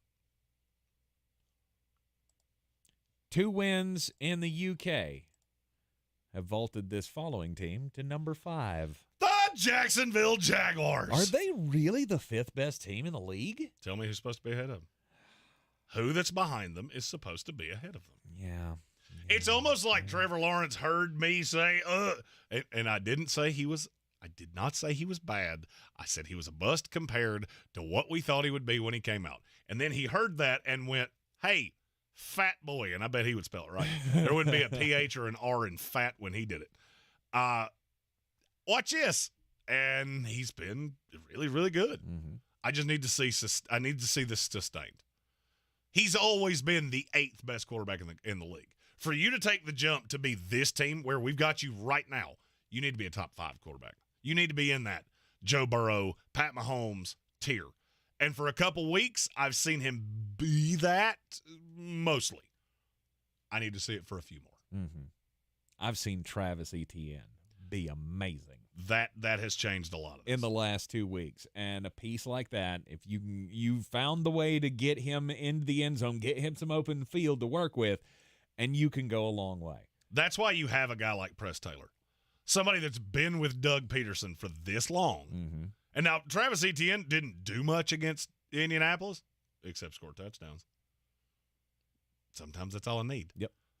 I need the guy to close it out when I get close. There seems to be a synergy with that coaching staff that shows they've been together for a really long time. And as time goes on, they're just going to figure it out. There's a reason Doug Peterson won a Super Bowl. Because if you remember, you had to figure out a lot with that team too. I believe in Jacksonville. I'm back to where I started with Jacksonville. It blipped out that Texans loss, which still is one of the most confounding things I've ever seen. All right. Let's take a break here. When we come back, we'll give you the top 4 teams in the Week 7 NFL Power Rankings here on a Power Rankings Tuesday in the Sportsocracy. We're back counting down to kickoff. Let's look at today's 3 keys to premium pre-gaming with Beast Unleashed, presented by Monster Brewing. Number 1, beat the heat. Unleash the beast with bold, familiar flavors, 0 caffeine, and 0 sugar. Number 2, running the option. There's 4 to choose from: White Haze, Peach Perfect, Scary Berries, and my personal favorite, Mean Green. And number 3, at 6% ABV, Max Protect. Always drink responsibly, and you must be 21 or over. Beast Unleashed, available at your local retailer. Running a small business is no small task. At Home Trust Bank, we work hard to prepare businesses for whatever tomorrow may bring. Your dreams are our business, and we have local experts who can help you plan for a successful future. Dependable guidance you need, and service you'll appreciate. At Home Trust Bank, we take your small business banking personally. Visit your local Home Trust branch or anytime at htb.com. Member FDIC. At Ingles, we're proud to sponsor area athletics at all levels. Whether we're building new fields for T-ball, celebrating Friday night rivals, televising college basketball games, bringing the Fan Fest to semi-pro soccer, or taking you out to the ball game at your minor league park. We're here for the fans. No one gets the dedication to the home team like you guys. And we've got all the sports you can handle. It's all in the bag. Ingles. Low prices. Love the savings. Cullowhee is the place to be on Saturday, October 28th as WCU football takes on Mercer for homecoming. Come cheer on the Catamounts and third-year coach Kerwin Bell as the Catamounts take on the Bears in a SoCon showdown. Advanced ticket sales start at just $16 for adults and $11 for kids. Kickoff is at 2:30 p.m. at Whitmire Stadium on the beautiful campus of Western Carolina University. For tickets, visit catamountsports.com or call 800-34-GO-WCU. Go Cats! How powerful are new Power Scratch-Offs? More powerful than this hair metal band's signature scream. No way, baby! Power Scratch-Offs are packed with prizes and have power spots for more cash wins. Show me the money! Feel the power of a win! With Power Scratch-Offs from the North Carolina Education Lottery. Must be 18 to play. Approximate overall odds of winning range from 1 in 3.23 to 4.57. Problem gambling helpline 877-718-5543. Hi, I'm Emmitt Smith, Hall of Famer and all-time leading rusher with exciting news. Football legend Emmitt Smith talking about all new regenerative treatments for joint pain from the local medical professionals at QC Kinetics. But did you know that you can encourage your body to actually heal itself with the help of QC Kinetics? QC Kinetics uses biologic therapies that are natural, restorative, and long-lasting. The body is an amazing thing. Trust me. I put mine through a lot. Exciting new relief is here for pain from arthritis, knee pain, lower back pain, pain in your hips and shoulders. I'm that guy. When you Google shoulder pain, my face pops up. But you don't have to be sidelined by pain anymore. Call QC Kinetics to learn more about biologic therapies. Don't let your joint pain keep you from doing the things you love. There's a new natural solution that patients are raving about. QC Kinetics. Let QC Kinetics help you improve your quality of life. Call QC Kinetics, 828-333-9517. That's 828-333-9517. 828-333-9517.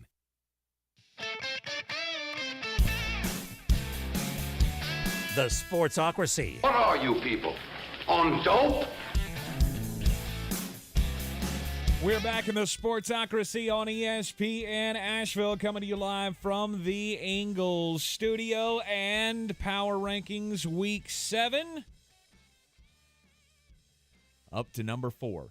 The Detroit Lions. Oh, it just does my heart good. It does my heart good to see the Detroit Lions up here after all of the years of awfulness that has been in Detroit. This team's real damn good. Ooh, let me tell you a fun stat that I actually did the math on. I don't care how old you are, this is the best Detroit Lions team you've ever seen. Okay.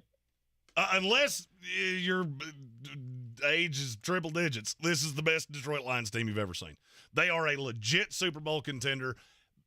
Jared Goff has been MVP level over the last 17 games. Nobody wants to talk about it because he's Jared Goff and because they're the Detroit Lions. You want to know why I gristle so much when people say, oh, it's the same old Jets or it's the same old Cleveland Browns? Because the Detroit Lions were the biggest dumpster fire franchise in the league, and now damn near all of you would trade your brain trust for theirs. Mm-hmm.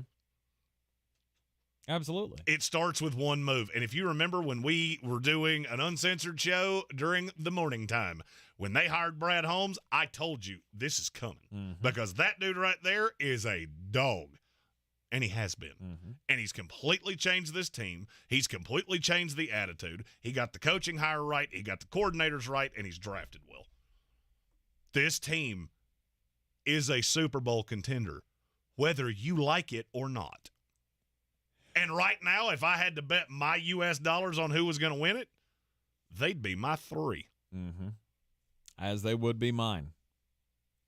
I think I would like to see more of this.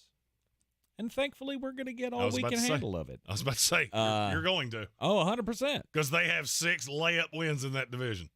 Mm-hmm. There's not a team in that division that can even kind of contend with them. Yep. And this week at the Baltimore Ravens. That's going to be fun. That might be the most fun game of the week. Mm-hmm. Other than Dolphins-Eagles, which will also be fun. Speaking of, number 3. The Miami Dolphins. But what about Buffalo? What about it? Every team in the NFL now has a loss. Mm-hmm. Yours was in Buffalo against a team that played with their hair on fire. That offense is practically unstoppable. The thing that would worry me if I'm a Dolphins fan, you're going to have to figure out this defense. Good thing is you got Jalen Ramsey coming back apparently ahead of schedule, which pushes Xavier Howard to the other side. Now you've got 2 legit corners. It's not pick on Cater Kohu like the Buffalo Bills did. Mm-hmm. If I had to bet my U.S. dollars on a team to win the Super Bowl, the Miami Dolphins would be my 2. Mm-hmm.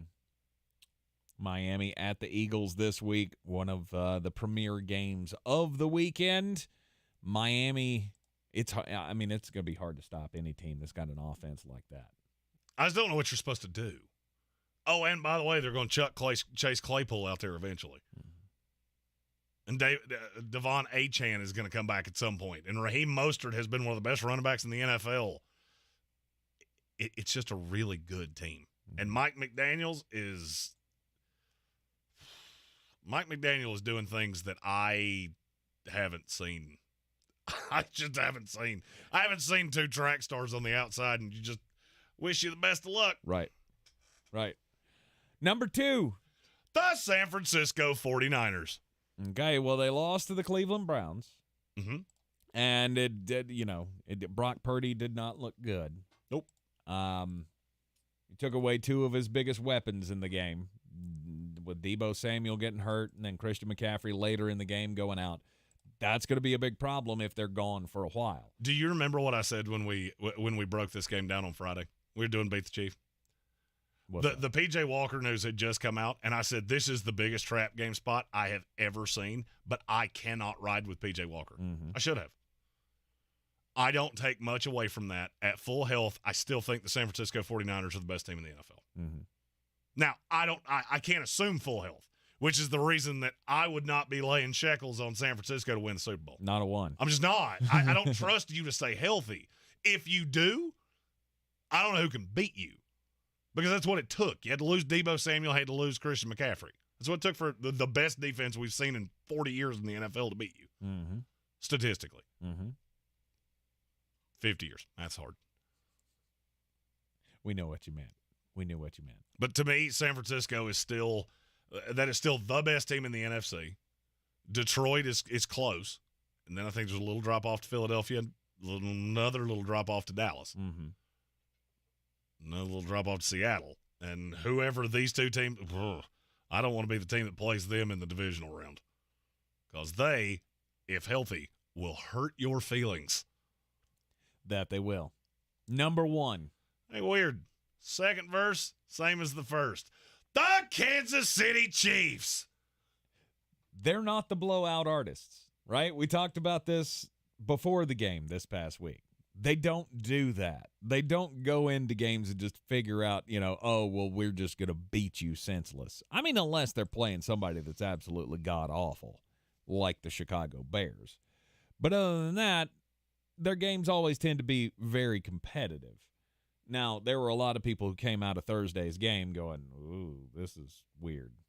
19-8? How did that happen? Well, here's the thing. Kansas City's not a style points team, but they just figure out a way to do it. And they've done this for so long that I feel like we shouldn't really be blinking at this. This has never been the, hey, we're going to blow you out by 40 points. They can do that. They did it to the Bears. Mm-hmm. But ask yourself this question and be really honest. Take your fan glasses off and be really legit honest and love your money. If you had to bet on a team right now to win the Super Bowl, is it not the Kansas City Chiefs? Absolutely. I get the best coach. I get the best quarterback. I've got an elite defensive player, couple really good defensive players, and I got the best tight end in the history of the NFL. Mm-hmm. Is that not who I'm riding with if I'm playing safe? As it is to me. Yep. And you've got another barn burner coming up this weekend as they take on the Los Angeles Chargers. Iron sharpens iron, and that Chiefs schedule is evil. but they're still going to come out of it 13-4, and you're going to have to go into Kansas City and beat them. I believe you are right. So you can talk all the smack you want to and say, oh, Kansas City hasn't impressed me. Awesome. If your team is really good, you're going to get the chance to prove me wrong. And I don't think you can. That's your Week 7 NFL Power Rankings. We'll be back with you tomorrow at noon right here in the Ingles studio on ESPN Asheville. This is your Exergen Temporal Scanner weather forecast on ESPN Asheville. Right, getting into our afternoon and seeing the clouds and the chilly weather sticking around. Some of us maybe not even hitting 50 degrees today. Slight chance of a shower early. Overnight tonight, a chance of showers early, then some clearing later. A little breezy, 42, 30s in the normally cooler spots. Tuesday, sunny, 60. On Wednesday, sunshine milder, 66. Thursday, sunshine, 67. From the Weather At the Channel, North Carolina Education Lottery, we love to celebrate winners. So I hired a town crier to announce Pick 3, Pick 4, and Cash 5 winners. Hear ye, hear ye. But there are thousands of winners every day. Oyez, oyez, oyez. I may not have thought this through. A proclamation of jubilant accord. Who gave him a bell? Daily draw games. What will you do with your win? Must be 18 to play. See Pick 3, Pick 4 and Cash 5 prize and odds charts at nclottery.com for details. Problem gambling helpline 877-718-5543. Join the Asheville Symphony Saturday, October 21st for a stunning classical concert featuring acclaimed pianist Drew Peterson playing Ravel's Piano Concerto, plus Ravel's vibrant orchestration of Mussorgsky's Pictures at an Exhibition and more. Don't miss the second concert in Asheville Symphony's Masterwork series, The Great Gate, Saturday, October 21st, 2 p.m. and 8 p.m. Tickets on sale now at AshevilleSymphony.org or by phone at 828-254-7046 or at the Asheville Symphony box office at 27 College Place.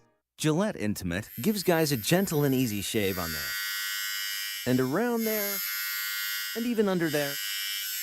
Don't treat your groin like junk. Respect it with Gillette Intimate, the best a man can get. Buy now at a retailer near you. From the Ingles Studios, this is ESPN Asheville, WPEK, W225CJ Fairview, WMXF Waynesville, and iHeart Radio Station.